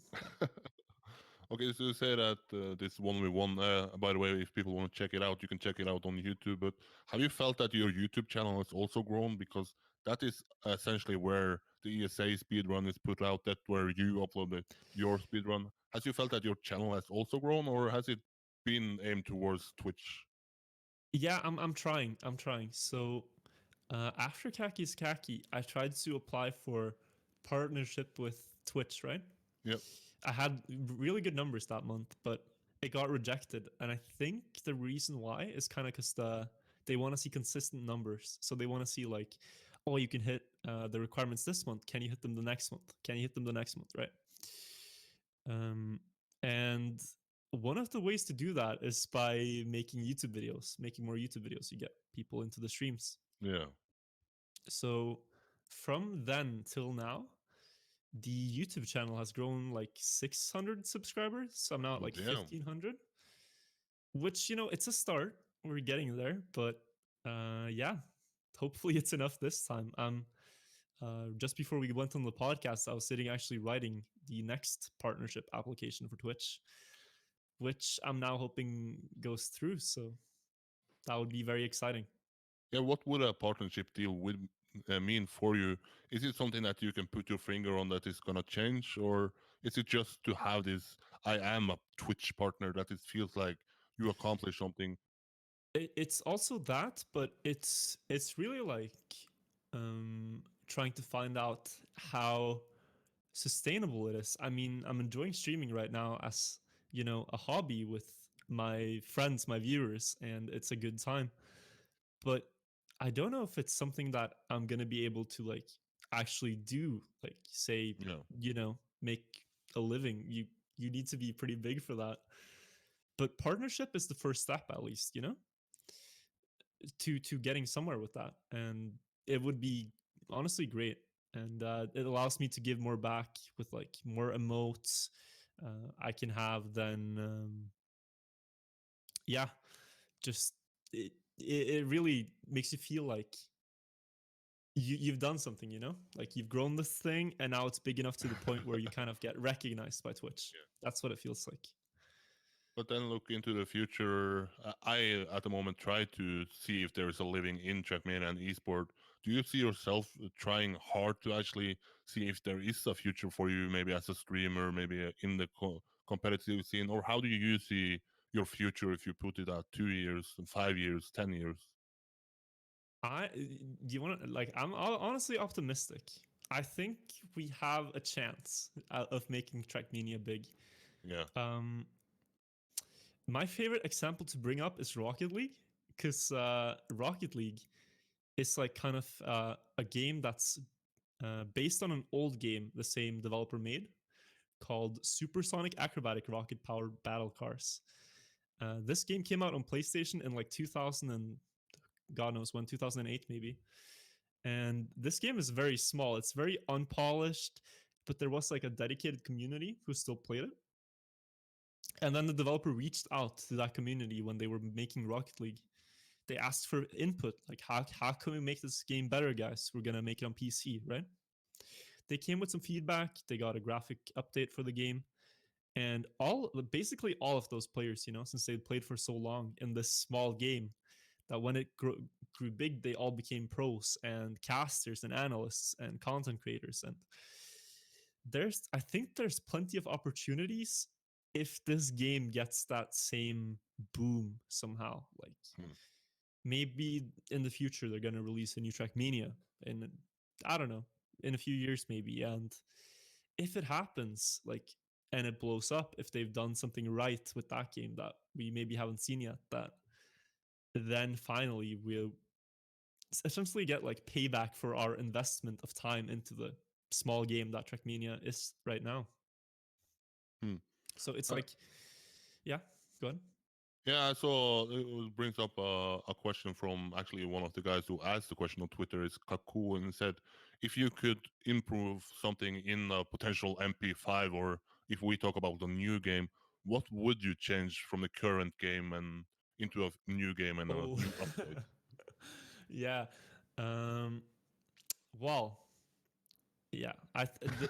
There's a lot of things you could say. I don't have really much other than my own opinion to back this, but I think the main thing Trackmania needs is kind of some progression, something to play for, Yeah. like a ranked system.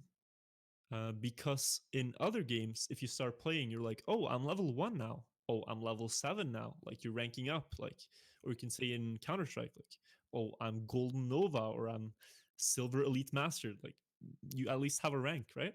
You can say where you are in the skill rankings. You have something to play for. So when you start Trackmania now, it's kind of like you have the campaign, you complete it, you get the medals, but then where do you really go? Like, what's there to do next? It's basically like an open world. Like you said, you asked me, what did I do? Well, Yeah. I played a bit of everything. I played mini RPG, then I played cut maps. Like, you kind of can go where you wanna, but um, you have to yourself find out where you want to compete. In other games, they make that very obvious for you. Like in League of Legends, in Counter Strike, in Rocket League, it's just like, okay, I want to play ranked 1v1, 2v2, go. And it's very simple. I think if you had some system that would, I don't know how it's going to work. Just, I'm just saying, like, Yeah, the yeah, idea I have, right? yeah. If you have some system where you kind of, um, yeah, like it matters what you do in the game, right? So if you play online in Trackmania Nations right now, you get ladder points. Now, do you remember growing up the game and be like, oh, I got 500 ladder points this round, Yeah, man. This was a good round. And then you discover that ladder points are useless. Your rank really doesn't mean anything, and people don't care. So that was kind of like, damn. You wish we had like a real like ranked system, so that the rounds would matter. yeah. Yeah, when you play online, that would make it more exciting, I think. Hmm. Because Yeah, now we're really only, yeah, sorry. I think that is when I ask people, I think more or less all people, or at least the majority of people, brings up that this game miss maybe some sort of what do you call it, the Counter Strike had, like you go in and play matchmaking. Matchmaking, natural like progression though, right? Yeah, Like you climb up the steps to become at the pro level, and you know kind of where you stand. Like if you know that you are, say in League, if you know you're platinum, you know that then there's the diamond rank, and then there is the top ranks of like grandmaster and challenger and stuff, and you know like kind of where you stand, right? And you can say to your friends like, hey, I am platinum in League of Legends. yeah. Would be sick if you can say that about Trackmania. When you talk about Trackmania, you kind of have to like, well, I'm a good player, and then they ask like, okay, so how good are you? Like, and then I'm like, well, I don't know. Yeah, Um, we don't have a metric, really. We can say LAN tournaments, but not everyone can go to LAN, so who knows? Another thing okay, this is gonna be another thing I kind of want to see. Okay, quote me on this. Another thing I want to see okay. is loot boxes. Oh, and how will Loot this work? boxes. Okay, loot boxes are exciting, right? Yeah, Like case openings, you have FIFA pack openings, you have these mystery crates in League. You see it in many other popular games. I think if the MP5, if the next Trackmania has loot crates, it's gonna bring a lot of excitement to the game. Um, and we might have like a currency in the game that's actually worth something.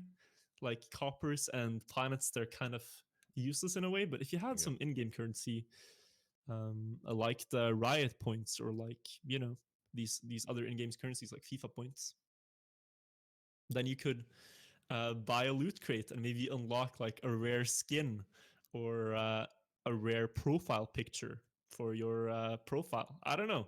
yeah, I think if you have some things you can unlock and some things you can do where you can kind of um because like for example in League, many people are like, if they play a champion, they're kind of like, oh, I have this legendary skin, this is really cool. Or like you play CS and you show off your cool knife, like it's cosmetic things, so it wouldn't make a difference to the gameplay. But I mean, maybe it could bring some hype.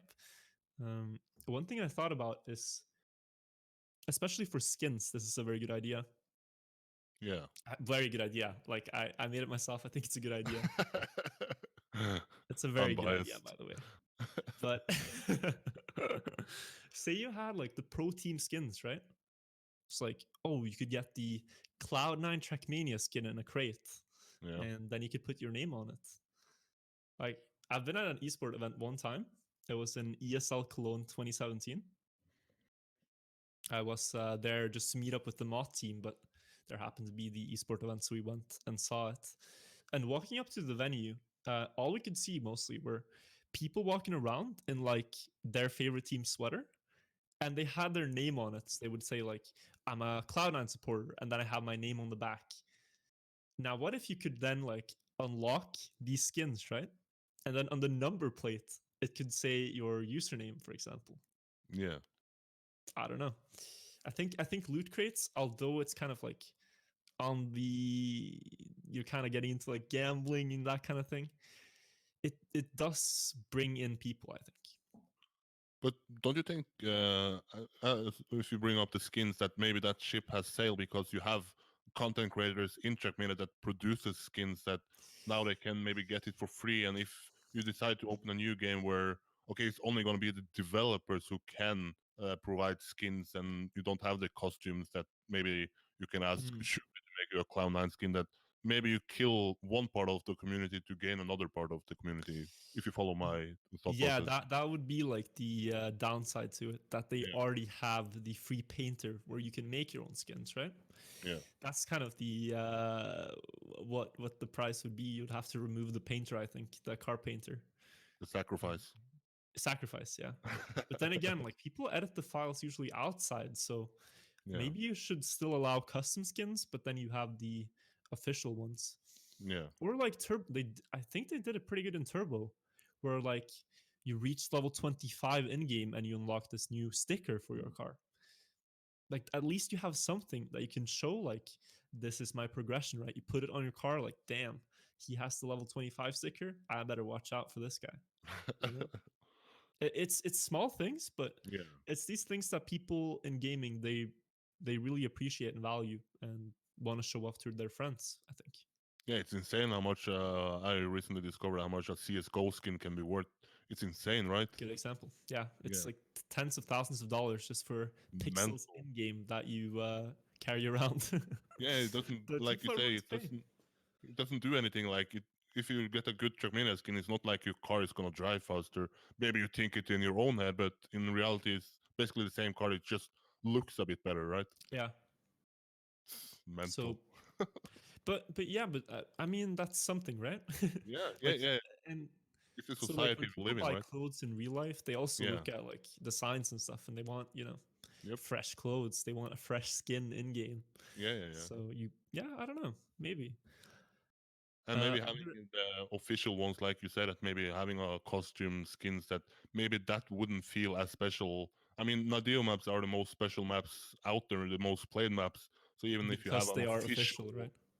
official Cloud9 skin, that maybe that will look legit, and then you have a costume, people will say, "Oh, this is a rip of fake," or Yeah, something like this. Yeah, and so maybe the painters could actually still exist in this. Like maybe they could make the skins for the teams and then get them into the game officially, yeah, so that like whenever I would buy a Cloud9 skin, the painter of the skin would get like 2%, like not yeah, 2%, yeah, 10% maybe of the skin.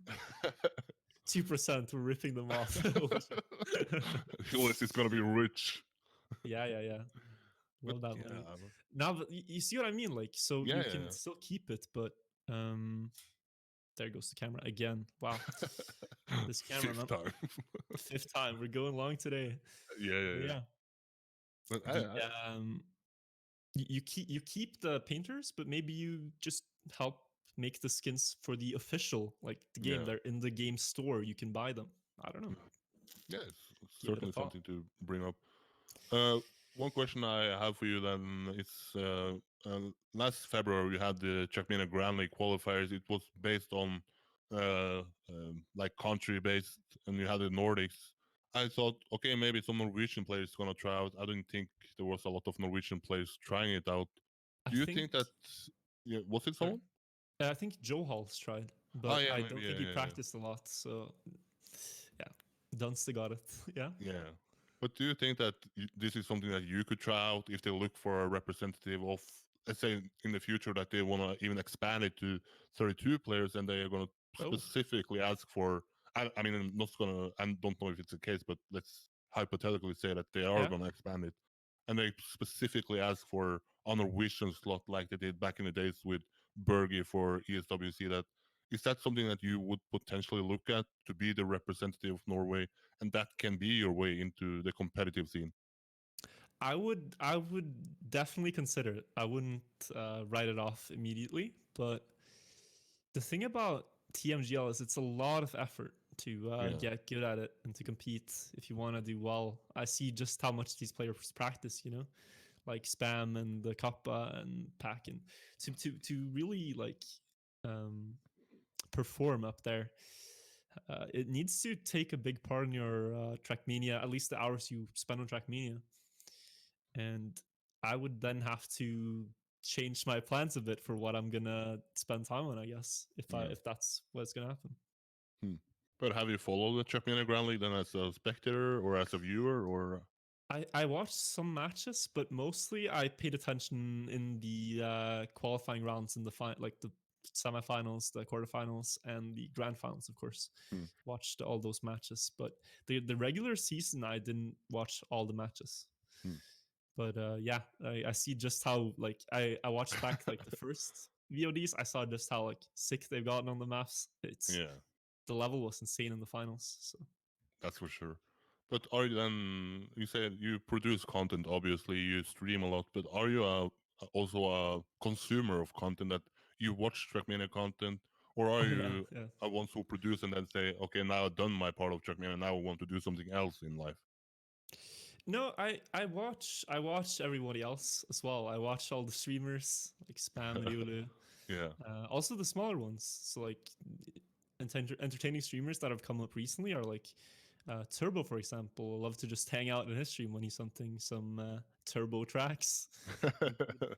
Also the YouTubes as well. I watch the videos that people upload and encourage people to make more, of course.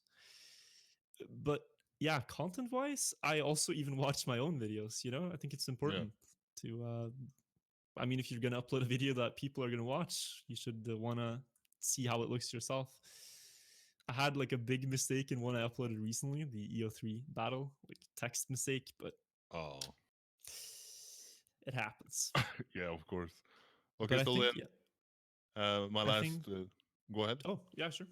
No, I think moving forward, I'm gonna try to change it up a bit with the content that I actually make. I mean, the thing that I've noticed recently has been that these speedrun documentary videos, they're actually popping off on YouTube. Have you gotten those in your recommended?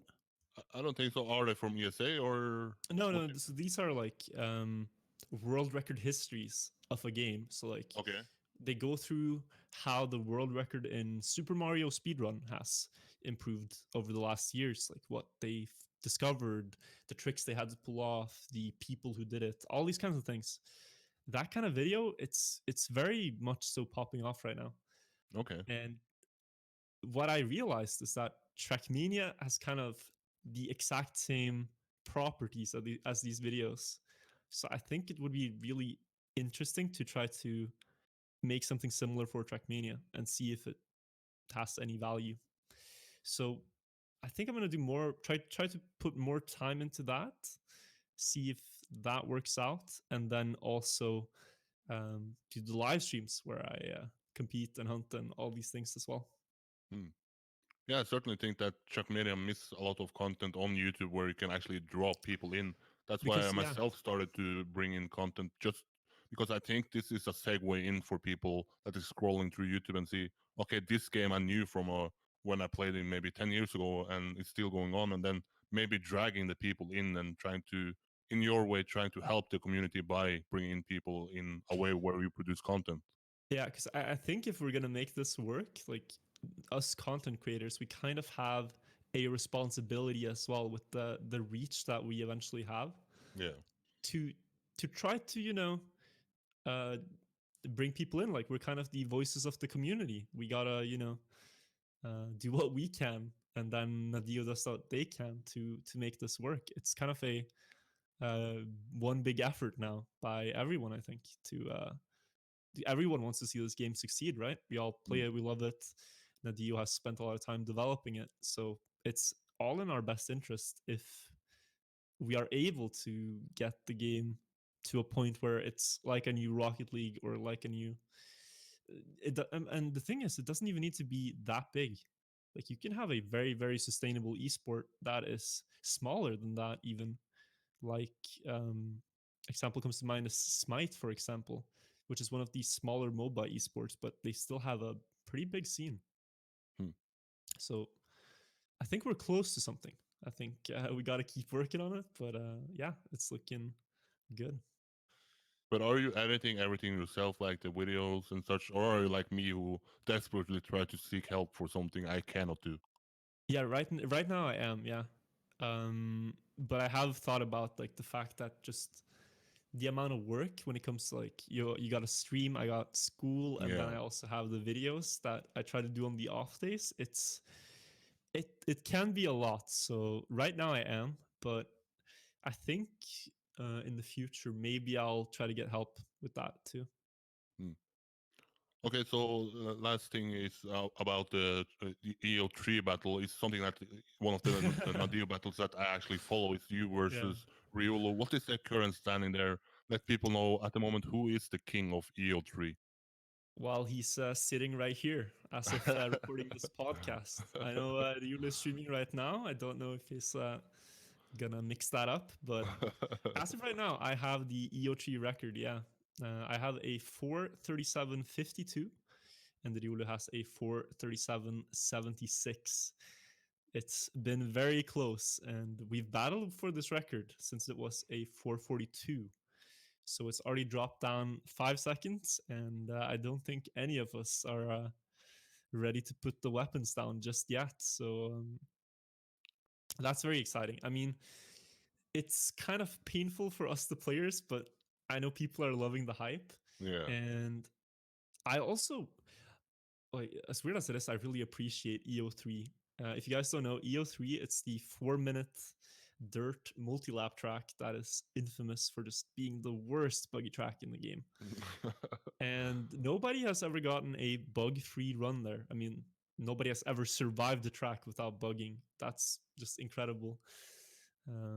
But maybe that will happen soon with the activity we're seeing. But is it like So you wait until he beats you and then you want to try it hard again? Or do you yeah. now also in the shadows try to beat yourself? Then he upsold and you're gonna smash right back. Okay, I had this in my pocket all along. Yeah, no, I appreciate EO3, but I don't play it during my free time. No, Okay. I play it when it gets beaten again, and that's kind of I like to do that with world record battles, where it's like I make my move, like the chess move, I move my piece, you move your piece, and then we see like at the end, you know. So It's, you're not like Ray Sounds who has a lot of world records in his pocket, or at least had before this oh, mental wave came around. you know, there's kind of a rumor going on right now since we haven't seen Raysons in a while. Oh damn.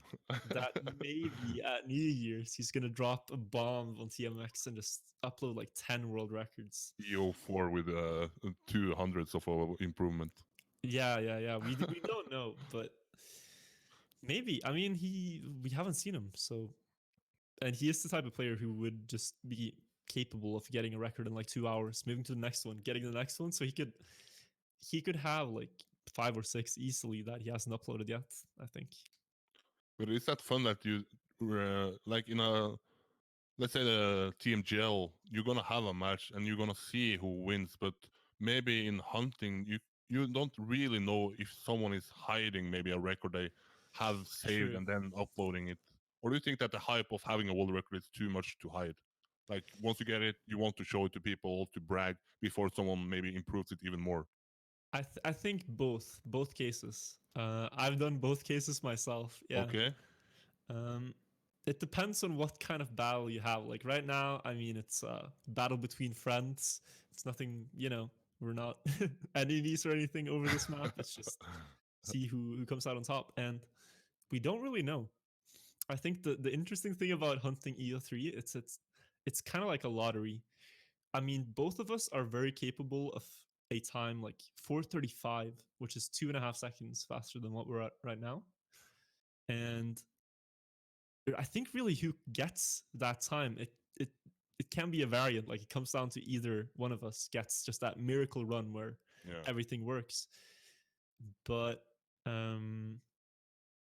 for EO3, that's a special case. I think in most prolonged battles, I think you end up either very close, where the point where like both players have a time they're happy with, um, or you just have like eventually like the better player gets that 100th of a second and the fight is won. But You won't see that for a long map like EO3 though. yeah. But do you think that now that you found a cut on the EO3 that you have the upper hand on Riolo because you are See, yeah, maybe better at that than just driving that Riolo is maybe the best at? yeah. See, I have that little like twist in the mix there to Yeah. maybe bring out if he gets that insane time that I'm talking about. But the question is if I'm gonna be willing to go through the amount of hunting that I would need to actually pull off a run after the cut. Yeah. Remains to see. But there is that new cut, and you can save 1 second per lap you do it. So there, I mean, we're talking like potential 3 more seconds just from that cut alone. Maybe, you know, there was a guy actually who found a very consistent setup for it, like compared to what we had before. He Yeah. found one where you can get it like every 10, 15 minutes, maybe. If you are consistent at the first part, you can just, yeah. So EO3, it remains to see. It's honestly exciting right now. I haven't had to play the map in a few days, which I'm very relieved about because the amount of landing bugs, they do something to you. It's just like over and over again, man. Okay, so we spoke a lot about Trackmania, but from what I hear or you speak, you have obviously a bigger knowledge than me overall in gaming and esport.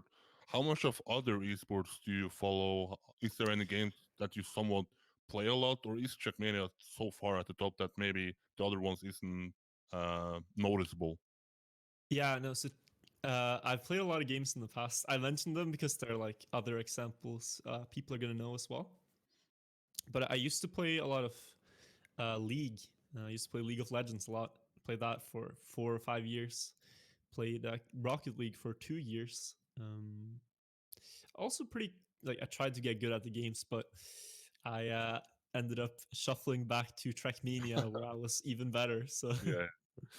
but yeah, I know some of the most popular esport games. I follow also their competitive scenes a bit when they're happening, like Hmm. the World Championship in the certain games.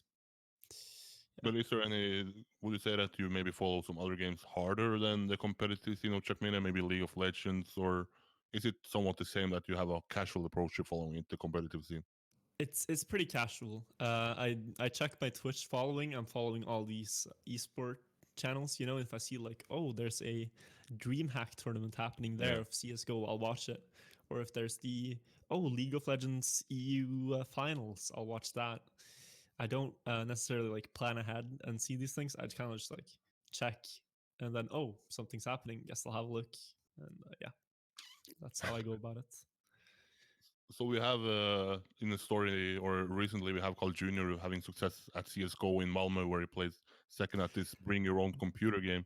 But That would you is say that you have a, if you had to pick one game besides Trackmania that you would be good at, could you say that you had some sort of the skills or the things, the mentality and such to become good at one game, tactical wise, or to become good. Yeah, I think so, but I mean, it's very much about your mindset, honestly. Like, uh, so the thing I've decided to try to become good at maybe isn't the most useful skill. Like, for example, the overwalls, right? Where yeah? I'm consistent at this thing. It's kind of a useless skill though. It's like a party trick, you know. But the same principles for getting good at it applies where it's something that you gotta wanna achieve, and then you also gotta go about the correct process to try to achieve it. So it doesn't. I have this thought where I don't think it comes down to like talent or luck. Like I'm not talented at overwalls. I just practiced them a ton until I got consistent. I think the same applies for a lot of esports where yes, maybe there is some talent where you're just like you have an inherent better game understanding, but I think in the end, those players that became the best are the ones who are practicing the most and at the same time the smartest. So like, and if you have this practice mentality towards a game, it's not that hard to transfer the same things and apply them to another game, like Carl is doing with CS right now, where it's about precision, reaction time, skill, visualization. All of these things, I think you can apply to many esports, really, and as well as the practice red regime that you need to Yeah. get good at it. So you're one of these guys who say that training will beat talent in the end.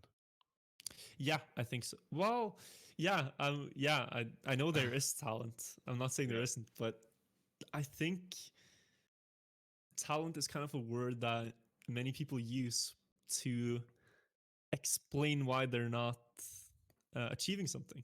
when Mm. in reality, in my opinion, it kind of could come down to practice.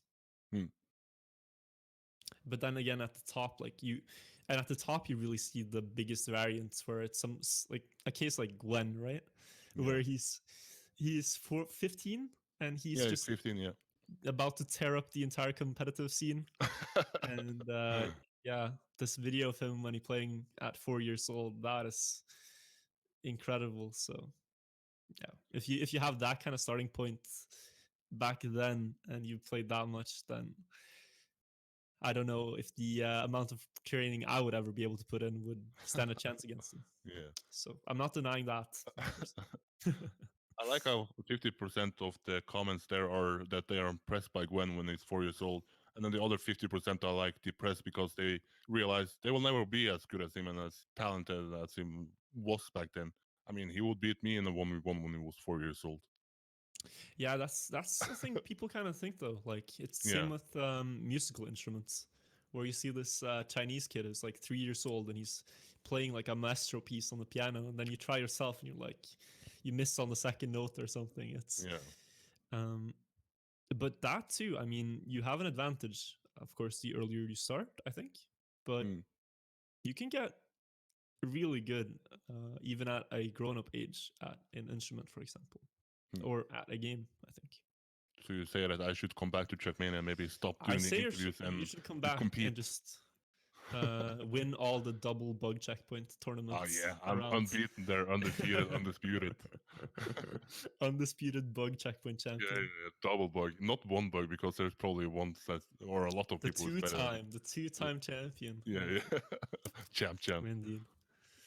But okay, so I don't know how long we've been going on because I'm not recording. It's hopefully S is in the background, at least somewhat pressed recording the start. We are closing in on a 2 hour mark if you didn't pass it already. Uh, just one last topic before I'm gonna ask you to have some topics. But would you attend if there was a Norwegian LAN event? Because nowadays I actually try myself to get a Trackmania to a LAN event in Norway because I feel like a lot of community people, competitive players, they don't want to just travel to France every time. Maybe they want to Yeah. travel to other countries. And if I'm in Norway, have contact with people who organize LANs and brings Trackmania to it, maybe people would attend. Would you attend if there was something in Norway like where you can meet people, have fun with people, and even play Trackmania? I think that would be highly exciting if there's a line happening in Norway, because part of the barrier is that travel gap where you're like, I'm gonna maybe have to yeah, gonna have to work extra hard on school beforehand so I can take Yeah. this time out to travel to France, compete in this tournament, and there's there's a lot of like cost versus benefit to going. But if it happens locally here, that would be amazing. At least for me, Norwegian, unbiased, by the way. But yeah, having tournaments in general more across the world would, I think, be cool. Like you get to see a new country, you get to visit everything Norway has to offer, maybe for here or another country. Yeah. But But yeah, can I ask you, like, what are you actually thinking? Is it Tega, the Gathering, no, or because or the Gathering obviously has a big history of Trackmania back in the days when Berg was playing. But the problem I have with the Gathering is that it's going to be the same weekend as Gamers Assembly, and then I will probably never get I support from see. Yeah, so it international planets. crashes. And Yeah. So so the at the moment, Gathering. I'm aiming towards maybe Agderland or something like that, is which is earlier in the Mm. year, and which is going to be in a period where it doesn't collide with a French land where French people are obviously going to pick, and maybe German people and such. Yeah, so the Gathering is one of the biggest lands in Norway. It brings in a Yeah. lot of people every year. So that would be the biggest stage, but there are these other ones too that Yeah. Let's I just didn't kill mention down that. Gamers Assembly and then the gathering can take place, right? Yeah, maybe we're gonna make it so big they can't ignore us. Yeah, yeah, yeah. Go But to the Gathering instead. yeah, I don't have a I'm not worried about like people from outside France who's gonna attend. I mean, Scotty is gonna probably people who travel from their country like Sweden, Finland, maybe even Germany, Holland. They would come to Norway. But do you think that Norwegian players would show up, or is the scene at the moment in Norway too small to even have a LAN event? I think if there's an event, people are gonna travel. I think the reason that we're not seeing people travel is because there is Yeah, no event. I think you're gonna like say you have it and planned announced in a bit in advance. I'm pretty sure the Norwegians are gonna show up. Like there are a lot of players still active that maybe you don't see in the TMGL scene, but people like Johals, people like Levon, Hillis, myself. There's maybe Bergie that would then participate as well, and Yeah, suddenly we have like a field of players plus some internationals, maybe plus some other players we haven't seen, and then that's a great tournament, I think. that's something we should work on. You, as the face of Norwegian Trackmania at the moment, should be the Yeah. front runner of it, right? Call up Agderland and Yeah, say yeah, what's yeah. up. Speed dial them and you'll fix that, right? Yeah, I can. No, but I can actually. We can talk about it. Maybe see what we Yeah. can do. I am I mean, excited if about we put pressure on it, maybe it's gonna happen eventually. We get a land in Norway, so I don't have to travel to France every goddamn time I want to produce some content with interviews. Yeah, I was actually talking. So I was actually talking to a guy. He messaged me on Discord a few days ago, and he had met us when we were at ESA in the Okay. practice room. Me and Riole, we were sitting there practicing like the last preparations before the run. And this guy walks up to us and he's like, "Hey, nice to meet you. I see you're playing Trackmania." Started talking a bit, and he said he had played a bit, but he didn't really know how the competitive scene was, and wanted to know like uh, what it's like right now. And we said, of course, we have events, but they're a bit small, and we wish they were bigger. Yeah. And so what he's done now, he's actually contacted me recently, and he asked me if I had any map suggestions for him, because he's gonna attend a LAN party in Germany where they're gonna have a Trackmania tournament, and he is trying to organize it with fresh maps because they've been using an old map pool. So he's like, after we talked to him, he's kind of like local, what do you call it, like grassroots Yeah, Trackmania local hero. organizer in Germany. Yeah. So I mean, like, I think every bit helps. I think if you know something you can do to Yeah. forward the game and you like the game, then go for it. Yeah. That's gonna be story of the year for 2020. Norwegian lands taking over the Trackmania scene. Unbiased, by the way. Unbiased. Okay, so talking about the story of the year, we have Trackmania Awards. We spoke a little bit about it, but do you have any categories that you will follow more closely than others, or are you just waiting until the nominees to get out and then you will try to maybe deep dive into the categories and see who you would vote for? Yeah, I always well, I nominate people as well. I am gonna get to that, but haven't done so yet. But I think yeah, whenever I vote, I always think about what would what would the result mean, and who like I don't just vote blindly. I check Yeah, what I'm voting for. But yeah, you said story of the year. I mean, there are a couple that just come to mind of like both players and tournaments that have been amazing. I think Riolu has had like a pretty insane story this year yeah. with the Nadeo records, with the Turbo. Well, was Turbo last year? The No, all I think 200 was this year. Yeah, yeah, the 200. 200 of course, Yeah. and then ESA, and I mean he's been winning a lot of things. So TTCs and all. I mean, yeah, he's had a pretty good year. Yeah, that's Um, fair to say. that was the first one that came to mind. Yeah, But then you have like the story of just the TMNF community in general with Nadeo right now. I mean, I think we might need to hit the goal to win the nomination, but guys, hunt the Nadeo tracks. Let's go. We can do it. I believe. yeah. 65.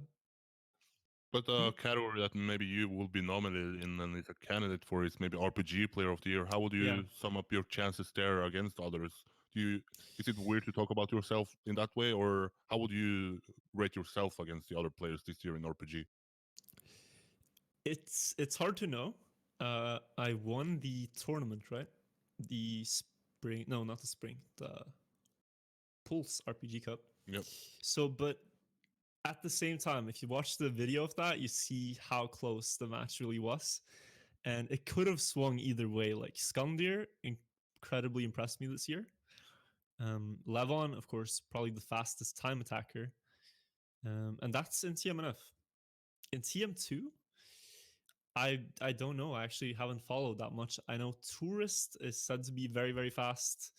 I know there are other players as well that are just you like Bren, like um, Bad Lulu. They're really fast players. Gwen as well. He won the Centauri Mini RPG tournament. I think Yep. certainly a name to watch out for there too. So yeah, I did my thing in my game, but there's two games to account for. So who knows who's gonna take it? Yeah, you'll have a jury for that. I don't know too much about RPG, but it seems like they are debating a lot. But what would you say is the more superior game when it comes to RPG? Can you say that one game is more active than the other, or is there any similarities between the games? How would you sum up TMF versus TM2 in RPG?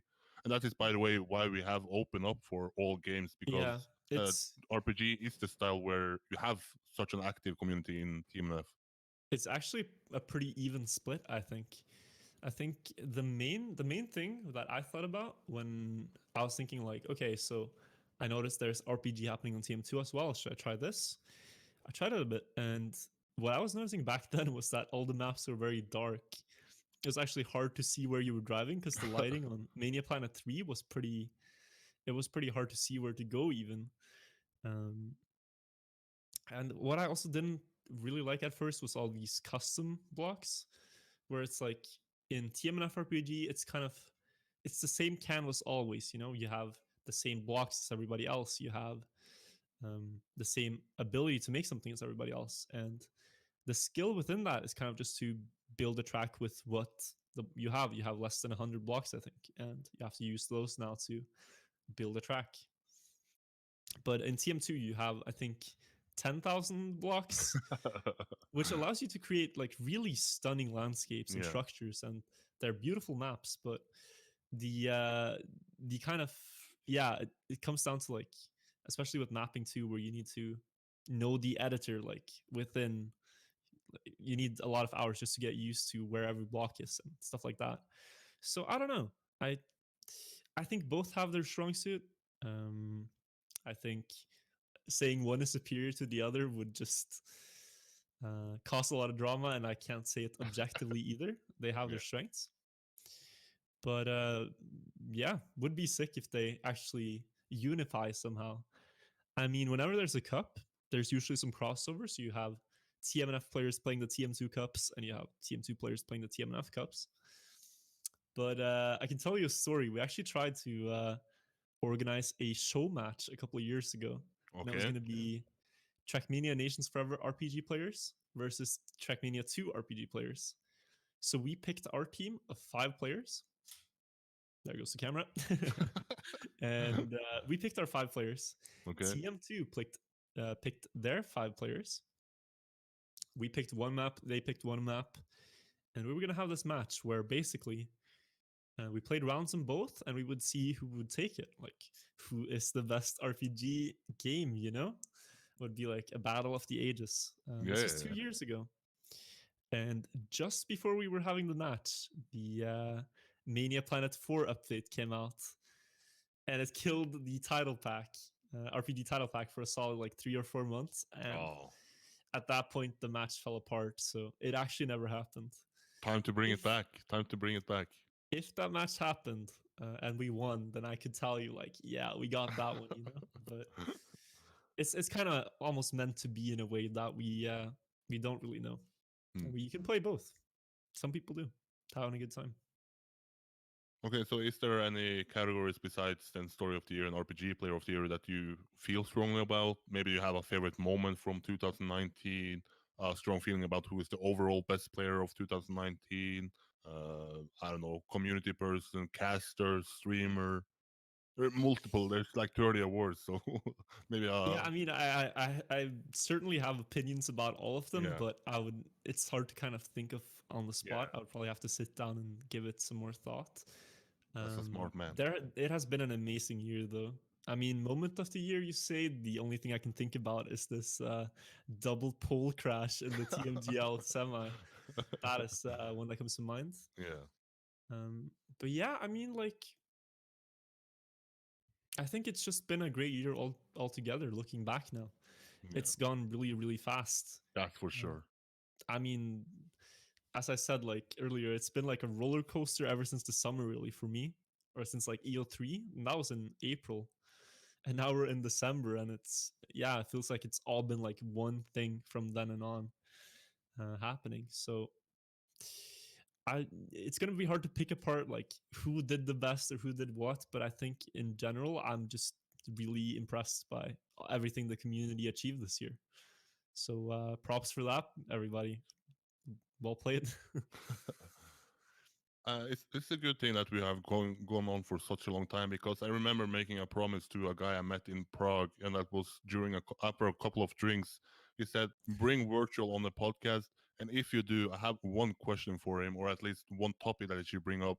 And that was Okay. from Dank Raptor himself, and he said that there was a Ah. time where you had a lot of controversy when you drove a world record Oh, using no. when it was a black screen.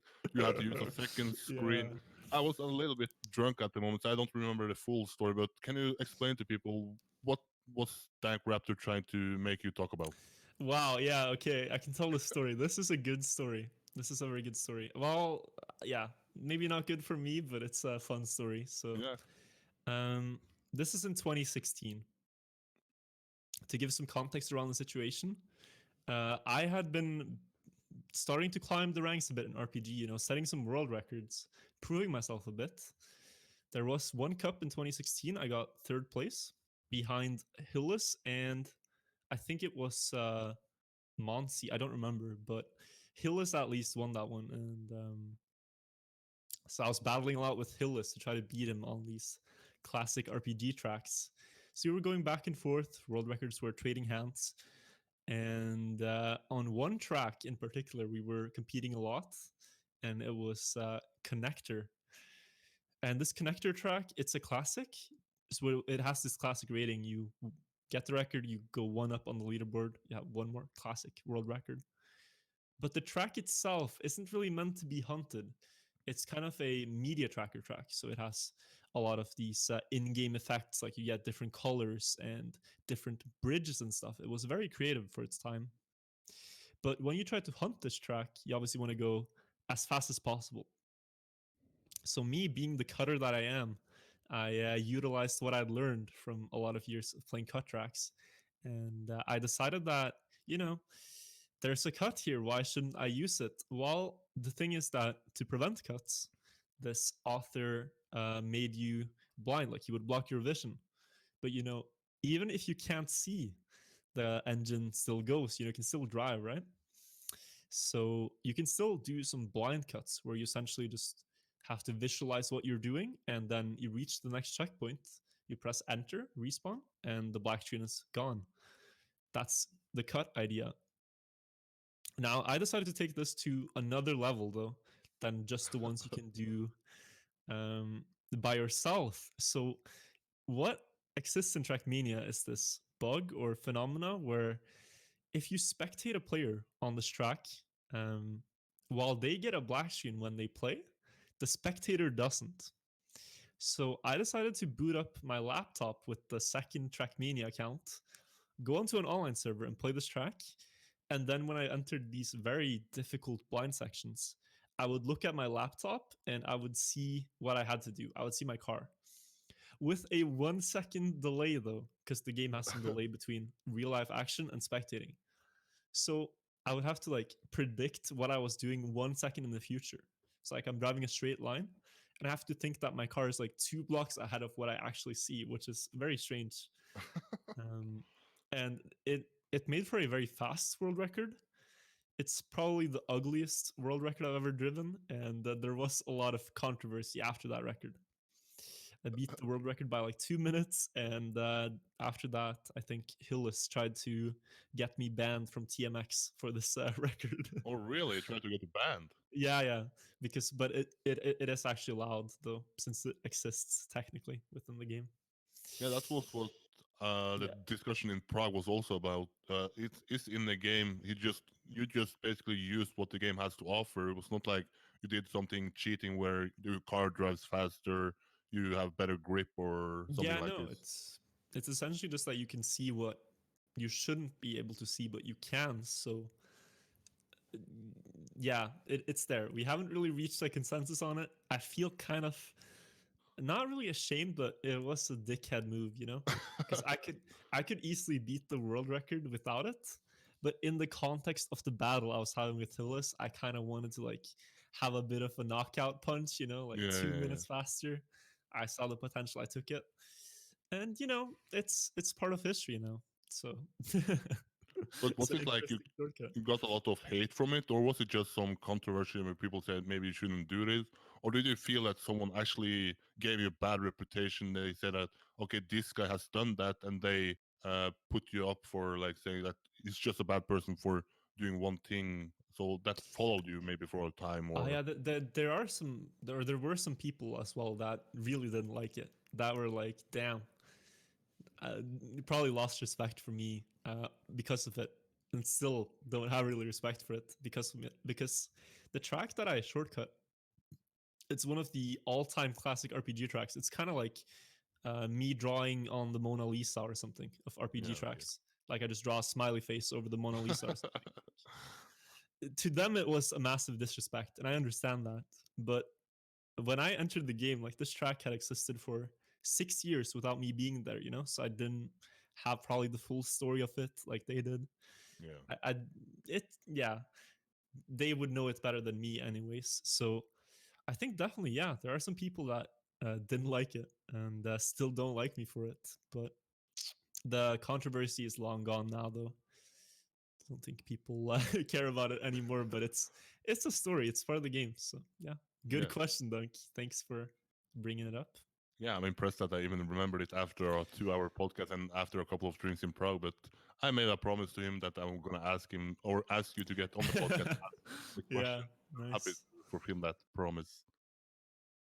But yeah, I think that Dan question was my last question. But do you have any topics that I haven't gotten into that you can think of top of your head that I wished he asked me this? I wish I could share my thoughts on this event, this story in Trackmania, this I don't know game feature or anything. I don't know. I feel like we've been through a lot. Well, how long have we been going now? Like I don't two and a know. half, maybe? Normally, Yeah. I see the timer, but I don't see this because I'm not recording this. So hopefully, I press Yeah. record. But I think we started at like 21, that's 20 maybe or something like that. Yeah, So yeah. it's mental. That's a good podcast length, I would say. Yeah, you have broken the record from the longest podcast, and I've done like 70 Wow. podcasts. So Amazing. put two Norwegian in a room, and there's a new record creator, right? Unbiased. But yeah, Unbiased record. let's make a deal here at the end then. If you come to Lillehammer, it's going to be the upcoming weekend. I'm going to make you a promise like I made Dank a promise, and I keep my promises. If you come to Lillehammer, and if you then get accepted to the United States, I'm going to go to United States with you. I'm going to make that promise. Ooh, now that's okay, all right. It's a bullshit. It's going to break my bank account, I guess. Dude, I don't know if flight tickets are that expensive, No, that's a good thing. That's maybe, but but I don't know Minnesota yeah, if that's hard to get to. Like, I know we have some cheap tickets to New York and LA from Oslo, but that was maybe insane. Minnesota Yeah, is there was a in. friend of mine who traveled from Oslo to New York for $20, I think, No, something like that. it's mental. $30. It's ridiculous. So So we travel to New York and then have a road trip from there to Minnesota. yeah, road trip. Yeah, how about it? Would be Yeah, and then fun though. from Los Angeles and back, so you have to drive from Minnesota to Los Angeles. That's a Yeah, so this YouTube is content for you. easy, man. Easy. But The yeah, uh the event is gonna happen like summer 2019, 2020, if anything. But okay. it's still far in the future though, so we'll have to see. I mean, the submission phase opens like March, February or so. I'll try my best, and then if it's in Keep the me up with cards, it. yeah, let's go. But is there anything that you want to share with the community? Maybe some people that you want to thank that has helped your long career in Trackmania that maybe was the reason why you didn't leave in 2019, but instead become stronger Right. than ever, more popular than ever, and having more success than you maybe ever had in Trackmania? Yeah, no, like the reason I keep coming back, it's honestly just my like little community in TMNF really that has made the difference. So I don't know if I said this earlier when we talked about my story in the game, but in 2015, after I was playing on this cut server with Nino and the guys to try to join FWO, I ended up meeting like a small group of people on this other smaller cut server. It was just called Cut Hunt, and they were just playing there, having a good time, playing some tracks, talking about it. They seemed to be about my age at the time, like 14, 15. So we were kids really, but no, wait, we were older, like 15, 16. But anyways, like we were young, Yeah. and we were just having a good time playing. Um, and these guys, we ended up forming a team after, and I've been in a team or a friend group with them now. Still am for almost 5 years. This was in January 2015. So Damn, it's 5 year anniversary coming up. yeah. And I've met them once. That was when I was in Cologne, as I mentioned. Hmm. So Is just it? huge shout out to Masters of Typing, all the boys that have been there over the years. I could mention every name, but yeah, you guys are amazing. So they've helped me, both back then we played a lot together, all improved together. And it's honestly like kind of how do you say it's really weird for me when I look at the Nadeo leaderboards now. Yeah. The maps, we can see the list like of who has the record, and I see on a lot of maps there are the names of the same players that I grew up playing with, essentially. Like, for example, Cos, Trinity, Sinto, Drew, like all of these Masters of Typing players that are now also insane as well. They're all um, what do you say, accomplishing things on the Yeah. leaderboard, and we're all doing it together, and we're still playing. So that's, yeah, it's a great story. It's amazing to be a part of as well. That's gonna be the main shout out. But yeah, I don't know. I and the TMNF community in general, like it's sick that we're still playing this old game, Yeah. doing things, but we're having a good time. So I'm not sure if you've seen the meme of these two guys sitting on the bridge, not on the bridge. They're sitting on like a bench, and there's a flood going by, and the flood says that game is dead. Like that game is dead. Yeah. Okay. And the two guys are sitting like holding arms around each other, smiling, and it says me and the boys having a good time. That's essentially us in TMNF still playing.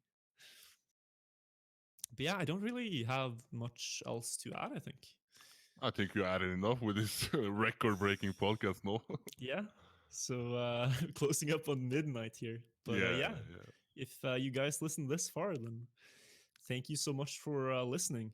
And Yeah. And if you if you are at the end here, where can people follow you? Where can they get more virtual? Because if they listen from start to end here, it's like then it's a good sign that they like you. They like you as a person. They want more of you. Where can they find you?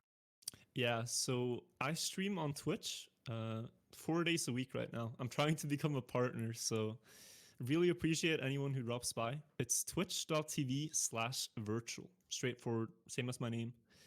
And if you guys like memes, I also try to keep my Twitter up. Twitter.com/virtualtm. Got the TM on the end there. But dude, Twitter, they're releasing old usernames soon, so maybe I'll be able to get the original. We'll have to Oh, see. really? Yeah. But anyways, guys, thank you so much for watching, for listening. And And thank you I so hope much you have. for stepping up, man. Thank you for inviting me. We can go Yeah, all of day. course.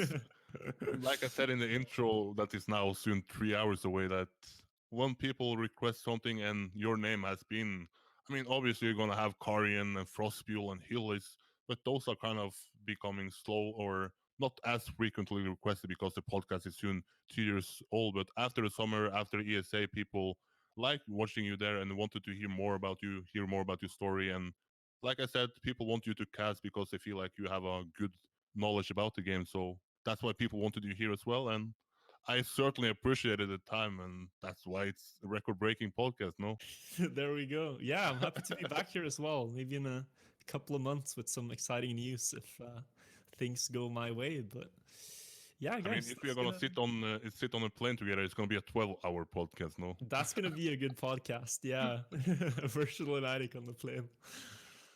but yeah, Dude, can I just tell you a story first yeah, before we sure, go? go ahead, Do we man. have time for one more? Of course. I think I'm the only person in Trackmania who ever got a Nadeo world record on a plane. Oh, what? What's you at the I Air have France Trackmania Cup or what? no, it wasn't Air France, but I have a Trackmania world record I set on a plane trip. So I was this is 2016. Okay. I was playing the most brainless track ever. It's Puzzle A4. Basically, it's a straight line, and then you have a bounce, and you have to hit a bug fin. It's straight line, bounce, bug fin.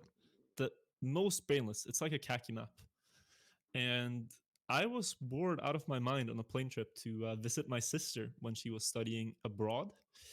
And midway across the Atlantic, man, I actually got the world record on that track. So yeah, mid-air world record. Maybe you'll see it next year when we're potentially going to Games Done Quick. Yeah, yeah, yeah. I mean, that's when people claim that they were the first to play Trackmania on a plane. You have the OG here setting I world had the records on a OG. plane. I'm just saying. I'm just saying.